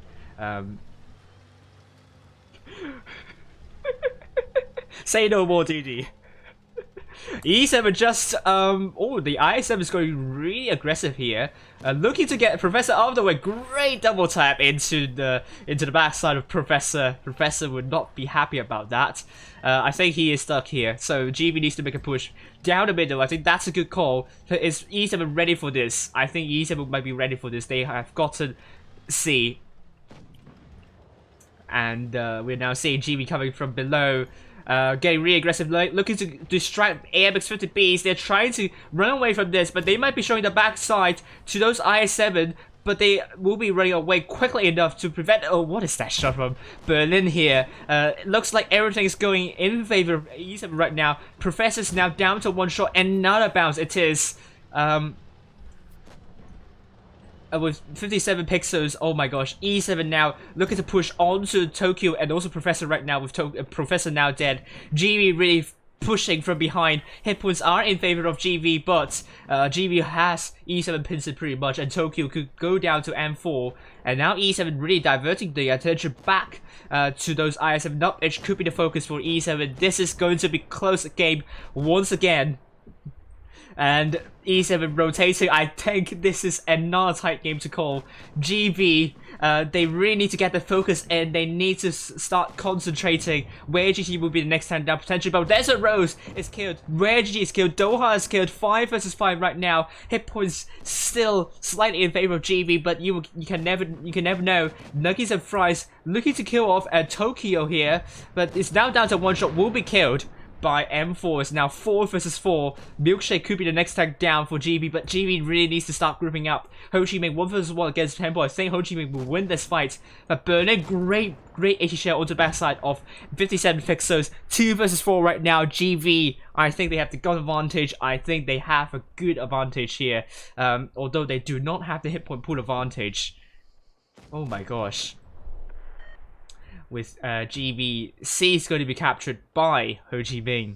And Milkshake and M4 Berlin still sports a great shot into Milkshake. And C will be captured by Ho Chi Minh. GB, I think they got a better focus this time. And E7, I think the rotation was a little bit weird to me, but here we are, E7, the I7, M4 killing off Berlin. That can be very important. With Milkshake now dead, start 1 versus 3. GB got both caps. They are very close to winning this one. Notbitch will be killed by M4, and I don't think GB will lose this. It will be very weird. That's a Rose saying, don't worry, we got Nitro. M4 is going to push shots into Monaco, and it's a bounce sadly. Monaco, great shot into M4, and another great shot into M4 now. M4 looking to put a shot into Monaco. No, I don't think that will be possible. Looking to kill off Ho Chi Minh, but that will also not be possible now. M4 is killed. GB got one match back.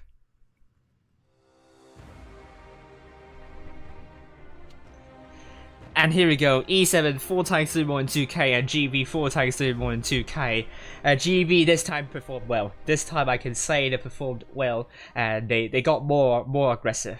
It's like EA versus GB, and it seems like GB might have something to display.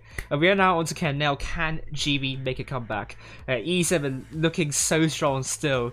I mean, the last match, it was kind of strange, and E7 now going with double 50Bs potentially, no, triple M60Os, T22 and E50M, and double 50Bs with GB going with IS7, T22, double mouse, double M60O, and Vickers Light. Yeah, it was so close, just 5 points away. Mission impossible for E7, and if E7 lost by cap points, then it would be 2-2 for E7. But at last, it's 3-1.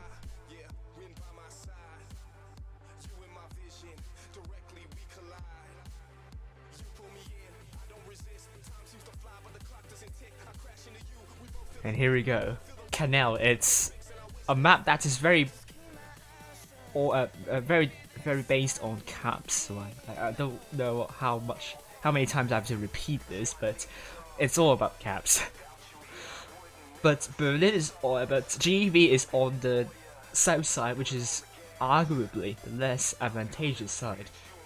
And E7 on the north side. Can E7 get a win from GB here on Canal? 3-1 still on the match point. Certainly GB is feeling more pressure here, and also they are fighting for top 4, and so far they only got 1 game win.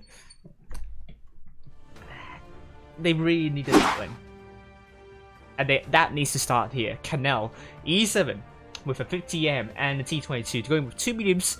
It's not rare that we are seeing 2 mediums or even more on Canal. It's very robust, it's a very open map, very big map as well, so you do expect lots of mediums and lights running around to get spots and so on, and because it's so based on caps, the Vickers lights, those mediums, could be crucial in giving the information for the team. So let's see about this.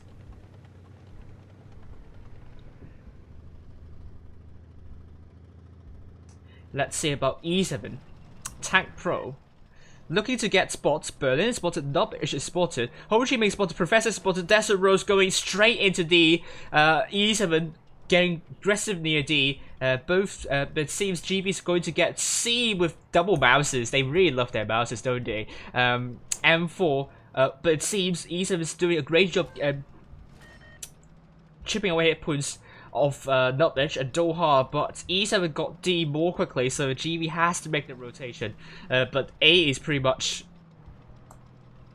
not under attention for E7, so GV, they know that Desert Rose is a bit low in hit points, but will be met by Tank Pro and also the double 50Bs.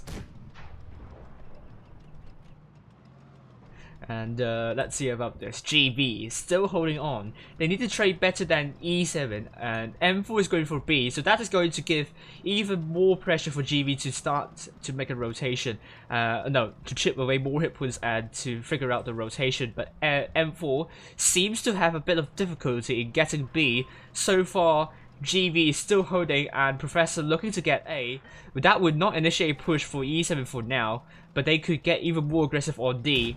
With Berlin in position, trying to shoot whoever's trying to cross near D, and will Berlin be able to put shots in? I think it will not be possible, but E7 potentially lining up push over to the M60s. The 50Bs are coming in, but they are dropped some hit points for that. Hit points now in favor of GV. They're now going to make a big push onto Tokyo. Tokyo is now very low, where GG is in that M60. Great shots into Tokyo, now down to 1 shot. Tank Pro unable to kill off Tokyo here. It's now 737 still, but Tokyo is now dead.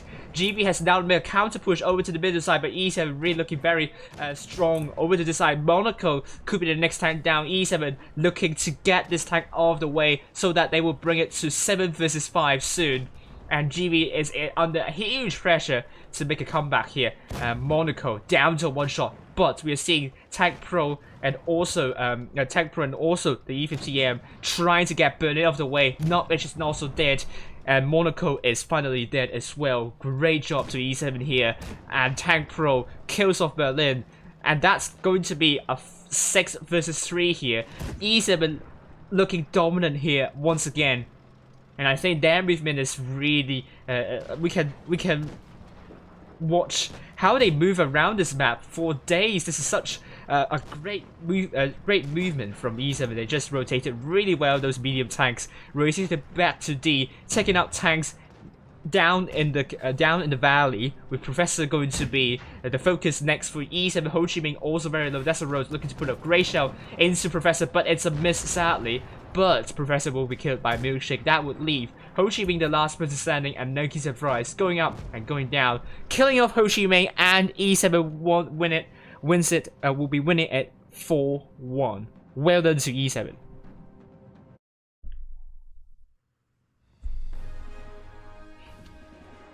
Well done to E7's 5 tanks doing more than 2k, and GB 4 tanks doing more than 2k. I do see it's somehow coming. Like GB is kind of under pressure, and double mouse really didn't help their chances at all in a map so open like Canal. The mouse is bound to be under pressure and will be shot by a lot of different angles.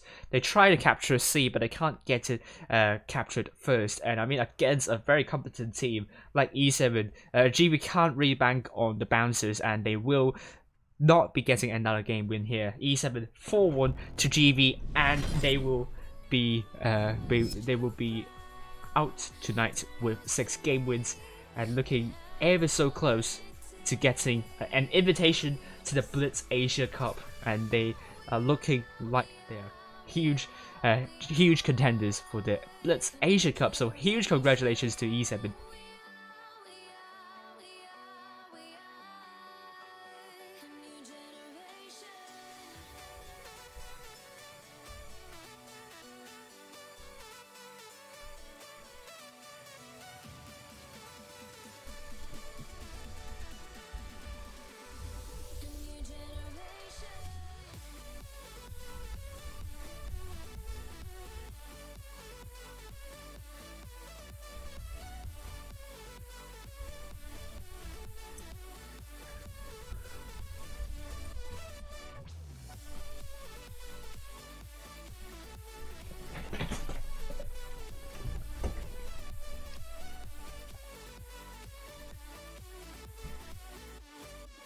Yes, I think E7 was really good at brawling, and I think what they are very good at, hit point pushing and also their focus fire. I mean, we do see some insane discipline from E7 tonight. But do we have results for other matches here? Okay, we will be seeing Feast winning HLV 4-1. How about RN versus ID? RN has won. They have made a comeback here now, 4-1 to ID. Well done to RN. I know that they can do well, and they really picked themselves back from a disappointing loss against E7. How about Ho versus EA? Will EA score another win against? Will Ho score another win against EA? And they are still playing at the moment, so all eyes on Ho versus EA now. With E7 Feast and RN now going to be taking the top 3 positions. ID will be in the 4th place because they lost to RN. So this is going to be a table for tonight. RN and also ID tied with 90 match wins and 4 game wins. HLV will remain to score 2 game wins. GB only 1 game win. Ho with only 1 game win, and it seems like the top 4 for the Asia server, if it is going to be a single round robin, then the top 4 will be decided by now. But it's a double round robin, so positions could still change. Feast and E7 are not surely through yet, but this is looking like E7 and Feast will definitely be invited to the Blitz Asia Cup. And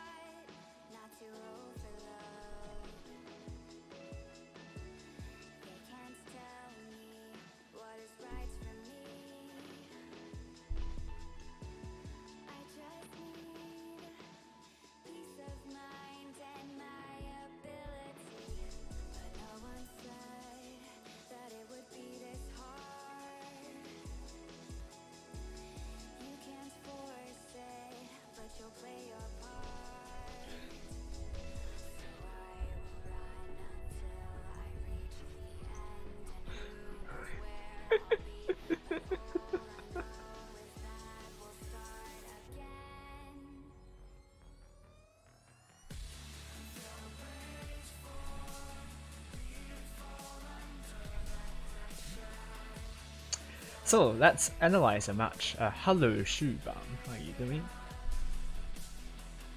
Let's look at the challenges tournament. Let's see if we have results already for NQE7 versus IV.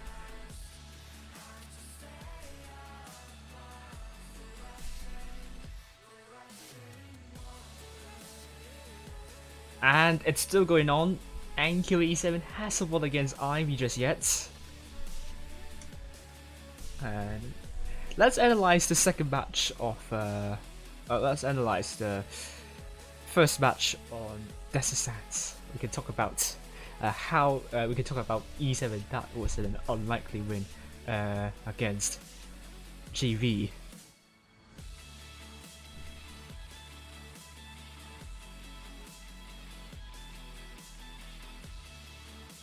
E7 went rampant pretty much.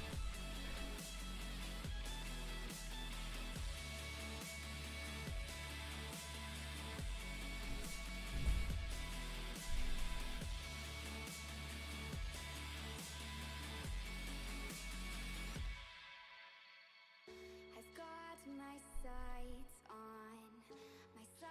on a brand new beginning. A steady rhythm will hold me to the shore. I've got my sights on a brand new beginning. A steady rhythm will hold me to the shore.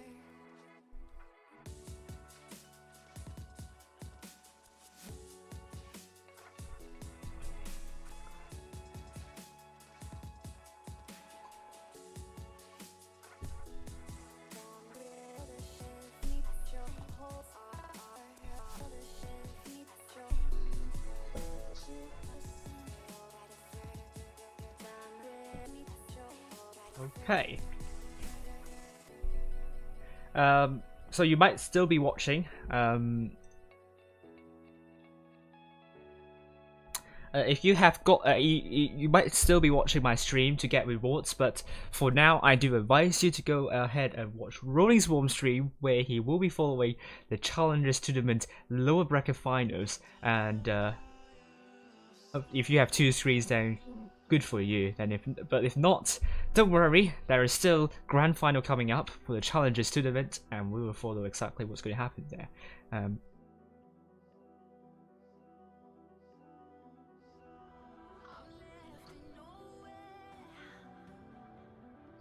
Oh, Jeff's asking. Ian, we will be asking about Asia Comp is like random battles. I think that is hugely inaccurate, and it's definitely not random battles. Because if it's random battles, we're going to be seeing a lot of lapses in communication. No focus fire, no hip hop push sharing. We are not saying that. Every team in top 8 in Asia 7 knows how to focus fire and communicate. It's just that sometimes they just couldn't be bothered to communicate and just can't concentrate. There are, I mean, Asia server, sometimes I think some teams on Asia server has issues with concentration. Like they aren't concentrated, they aren't concentrated well enough in some of the games, and sometimes it looked like that they are a bit like random matches. But I can safely tell you that, I can safely reassure you, Asia comp scene is definitely not random battles. I think it's totally nonsense, utter garbage. I'm sorry to say, it's utter garbage to say Asia comp scene is it's random battles. So yes, I'm using this is quite a strong statement, but I don't care if it's a strong statement because it is what it is. I agree. Any and Asia competition is insanely close. And now E7 players are memeing about people claiming Asia to be jungle earlier.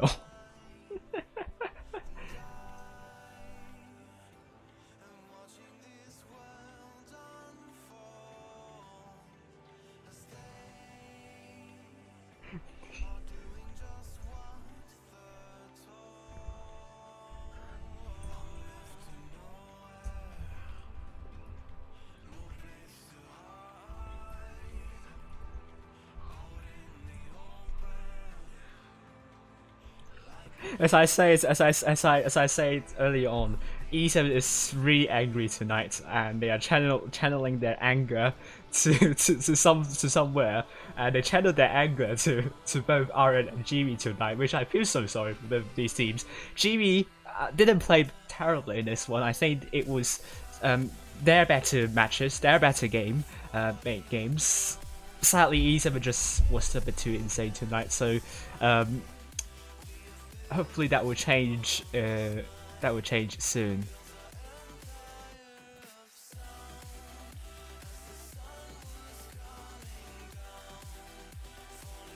Extra Tank asks why no clans use 1-to-1 competitively. Huge reason is that 1-to-1 cannot shoot on the move, pretty much.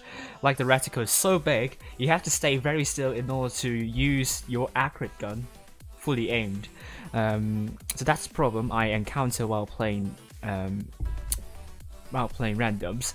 It has good DPM and also alpha as well. The armor is also pretty decent. It's really just that the gun on the move can be a problem, and that is not as much of a problem for other mediums and lights like Baker's Light or the T22 or even the E50M. It's just, I think that is a huge reason why people don't take 1-to-1, because you must have to stop to aim to get your shots in, which and you have to wait for a bit long for that.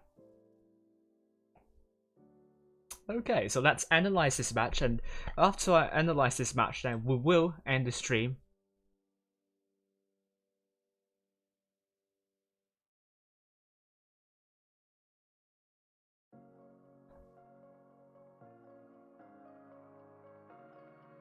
Oh, it seems the games of NQE7 versus IV have finished, and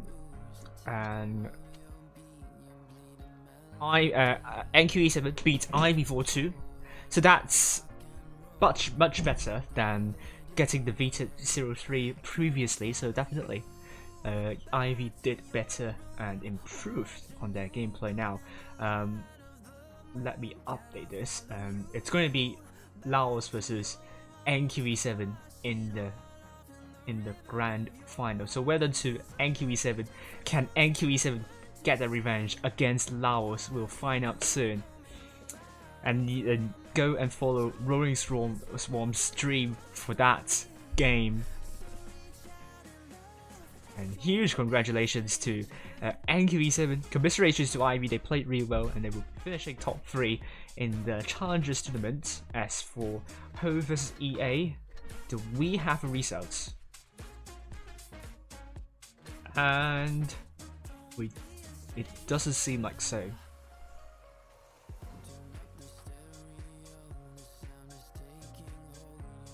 Oh, EA won Ho 4-3.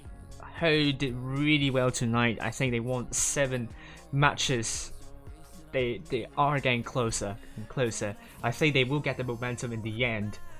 I think it will be unlikely that they will get into top 4, but they are not going to be embarrassed here. They are definitely going to show that they are still a competent top 8 team.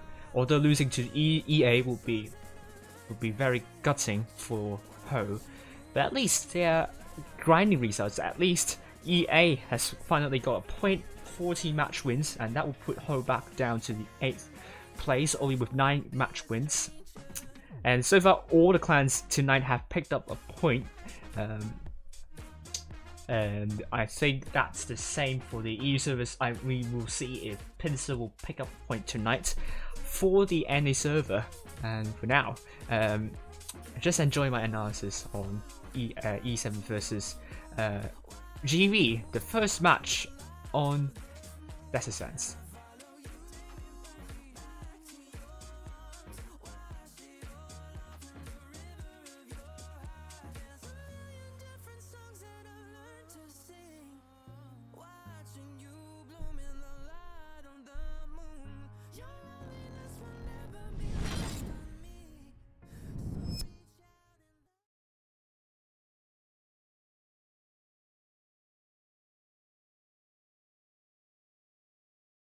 Okay, let's head up high. Let's go and watch and analyze.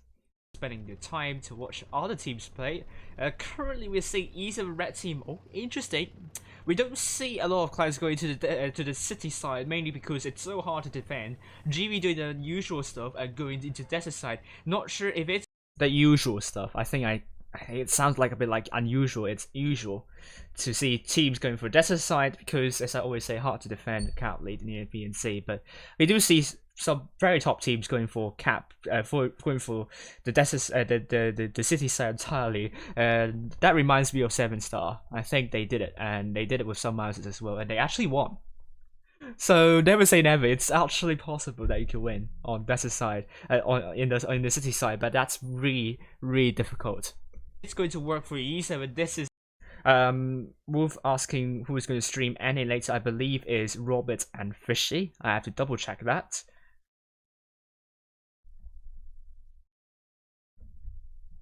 Do I think some of the top 20 from the East are breaking into top 4? No.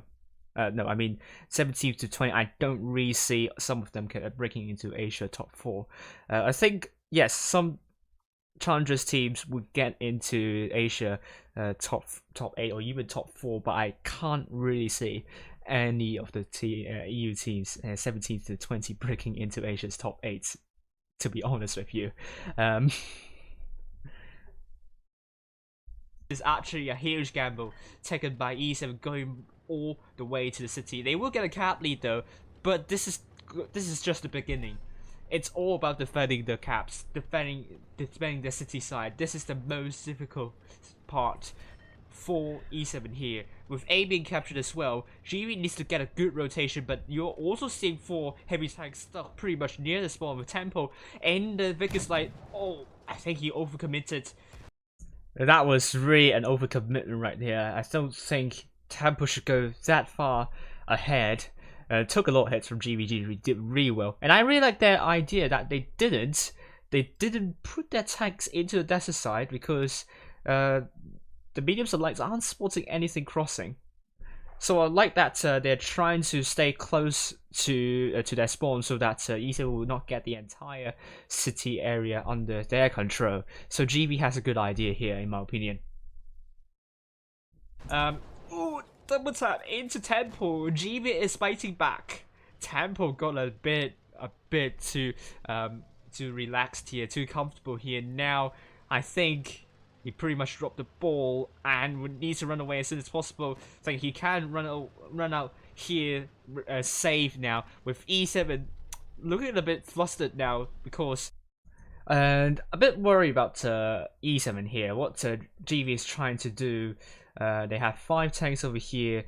Tokyo, good idea, looking to get B, but you have 4 tanks. If they can push the lineup even further, we'll be putting pressure onto these tanks, and you also have the lights and mediums that could come from behind to shoot from behind and pretty much pincer all of the E7 tanks to a pocket. And Tokyo, in this situation, I think if the medium selects can distract Nuggies, then Tokyo can get B, and that would mean E7 would have a really hard time to break through. Let's see what's going to happen here. There are 6 tanks very close to C, and GB could go to B, but will be spotted by Reggie and Nuggies and Fries. Can E7 defend here? It's a city. It's a city defensive maneuver for E7, but they're trying to rotate out of C, which is an interesting move. But will it work? Will it work? Because we can see M4, Milkshake, and also Desert Rose being under huge pressure. GV just need to get that good focus and good. And they're now trying to go for 5 versus 3, which I think E7 might have dropped the ball. They were trying to deal with the backside, which I think that is a good call. So that they will get pincer from behind. They're trying to rotate in such a way that it's going to be a horizontal straight line right here and force GV behind this red line. So E7 prevented themselves from being trapped into a single pocket. So that was a good move from E7. And they can also rotate backwards because those buildings are going to be there to shield. So GV, they should make use of this opportunity. They know there are tanks trying to flank from behind. They need to make use of the opportunity to break through, try to get M4 out of the way and get all these 3 tanks potentially out of the way, and they will have the advantage. But sadly, well, actually the hit points are neck and neck, so GB can actually take this. Decisive push, and they should be able to get this. Hit points still neck and neck, however, but E7 has already rotated to try to get Ho Chi Minh out of the fight, but it's not going to be. Yes, so now Ho Chi Minh is out of the fight. We'll be trying to rotate, maybe trying to go back soon. And then you have the T-22 there, which I think should also rotate as well. I think to go and join the heavy, so that these 3 tanks can be taken out quickly. So all GB needs to do really get a great push, get M4 out, and then communicate on which T95 E6 go first. Either would do, but they have to focus only just one for now. In the case, GB now going to put most of the forces and the focus onto M4 now. Nutbridge, good ram, but has to pull back immediately because he's actually blocking the shots of GB forces. Ramming into M4, and Doha great shot into M4. Nutbridge just needs to get away. And also great idea from E7. What E7 did really well here as well. They didn't chase onto Ho Chi Minh. In fact, they went back and tried to support those T95 E6. So they're trying to put shots into these tanks. GB now we are now seeing a problem here, whereby they are now stuck in this position. If they don't move, they are out in the open and they will get farmed terribly by those tanks from E7. So absolutely GV, if we go back a few seconds, should have already pushed in instead of staying. Should have already pushed in instead of staying at where they are. I know that one tank is trying to capture D, but those 3 tanks should try to make a move and try to link up with the T-22 back there. That's it. And the T-22 can put all the shots in from behind. So the T-22 is like no, the biggest light. Sorry, biggest light. It's like free real estate for biggest light. So let's see what's going to happen next. Now Nutbridge ramming into M4, and Doha great shot into M4. Nutbridge just needs to get away to prevent his tank blocking. Yeah, look at how much damage these tanks of E7 has done trying to farm onto these M60s here, and really their lack of movement in the end. I think now you're seeing the hit points are in favor of E7 by quite a lot. And GB unable to kill off M4 quickly enough. They weren't very clinical there. I think that meant E7 was given breathing space, but E7 also did really well with the rotation. The 2 rotations was a really good move. Were good moves. So let's see what's gonna happen next. The shells of GB. Now M4 still staying alive. Hit was still in favor of GB at E7 at the moment, but Monaco is dead. M4 is dead. E7 is now biting back. They are now trying to focus onto Berlin here. GB, they started to lack focus here. Yes, we are seeing now Berlin and Nutbridge going for that T95 E6, and Professor still from behind. We need to go from behind and take out this tank. Doha, not sure why he went back to try to go for C. Should actually continue the push and do something else. And there's also another tank which is dealing with another tank. So the GB's tanks are pretty much distracted, and that is not something that GB wants to do here. They need to be focused, especially when you're in a brawl, in a rush. Focus fire becomes very important, and it's like if you slack off a little bit, that can come back and haunt you hard. Let's continue to watch. Berlin's now down to 1 shot, and GB is now looking at different targets at the moment. And you're seeing T-22, Ho Chi Minh still pretty much far at the back. Berlin is down, Doha is down, Milkshake is very low as well, will be taken out by Professor. And it's now 5 versus 4. We're seeing here Tokyo going to be the focus for E. However, GB kind of grouped up in the end, and they started to kill tanks, which is good. They still have the mediums and lights still healthy, and E7 might not actually have the advantage in the end, but they have a lot of hit points here. E7 and Temple, great shot onto Tokyo and Nutbridge, looking to put a great shot into Nuggies and Fries. It is going to be the case. That's a Rose on fire, will be killed by Professor. It's now 3 versus 3. There is still a chance for GB to make a comeback here, and it really requires Professor and Ho Chi Minh to work together. And oh, that was a great shot from Nutbridge onto Temple there. Stay alive until the very end. I think GB can make a comeback here. They need to kill off the and that is a crucial kill. Like that, how Pixels didn't go for Nutbridge but go for T22 instead. Some great communication right here, but where GG would need to spend a long time to rotate his tank to try to deal with the Professor and Nutbridge. The lights and mediums, but Temple is out. Ho Chi Minh's now killed. That's a crucial kill right here. 2 versus 2 right now. E7 reprioritizing their forces onto the Vickers Light, but E7 and self-rotating turret there. But they don't have a cap. They're trying to get C. This is going to be really, really tight. Desert Rose asking Sam to kill off Nutbridge, but he's still on a drum reload where GG almost will reload it, but it's a bounce onto Nutbridge. But GB still has A. This is going to be really important. 57 Pixels looking to get Nutbridge out of the way. And Professor and like that, I like that Professor is still pretty much farther back. All Professor needs to do is to stay safe and prevent A from getting captured. So I think GB, what they have done really well, they got A obviously and C as well. I think E7, their strategy to commit mostly to the city was a very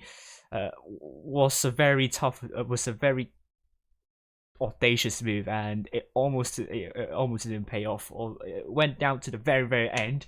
GB, what costed the game here, pretty much the focus fire was lacking, and also they didn't really commit to that push, and that allowed E7 to farm from this area here. And if GB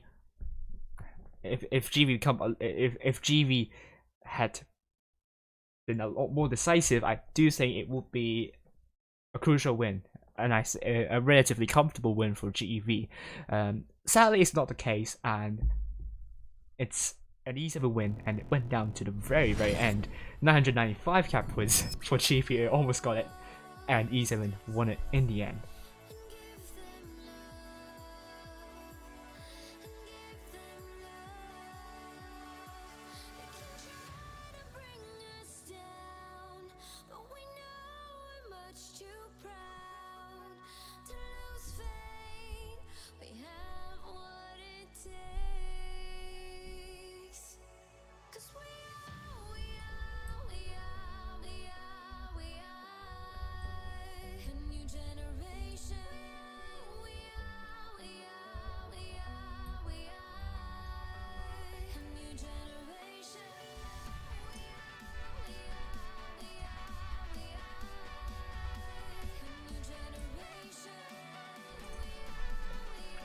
Okay, so with everything being dealt with, I hope the analysis here is going to be quite helpful, and now should be able to get all your rewards for watching for more than 2 hours. And for now, I will end my stream here, and hopefully you'll get your times 3 certificates. And once again, top 4 for the Asia server: E7, Feast, ID and RN, HLV with 2 game wins, EA 1, GB Ho also with 1.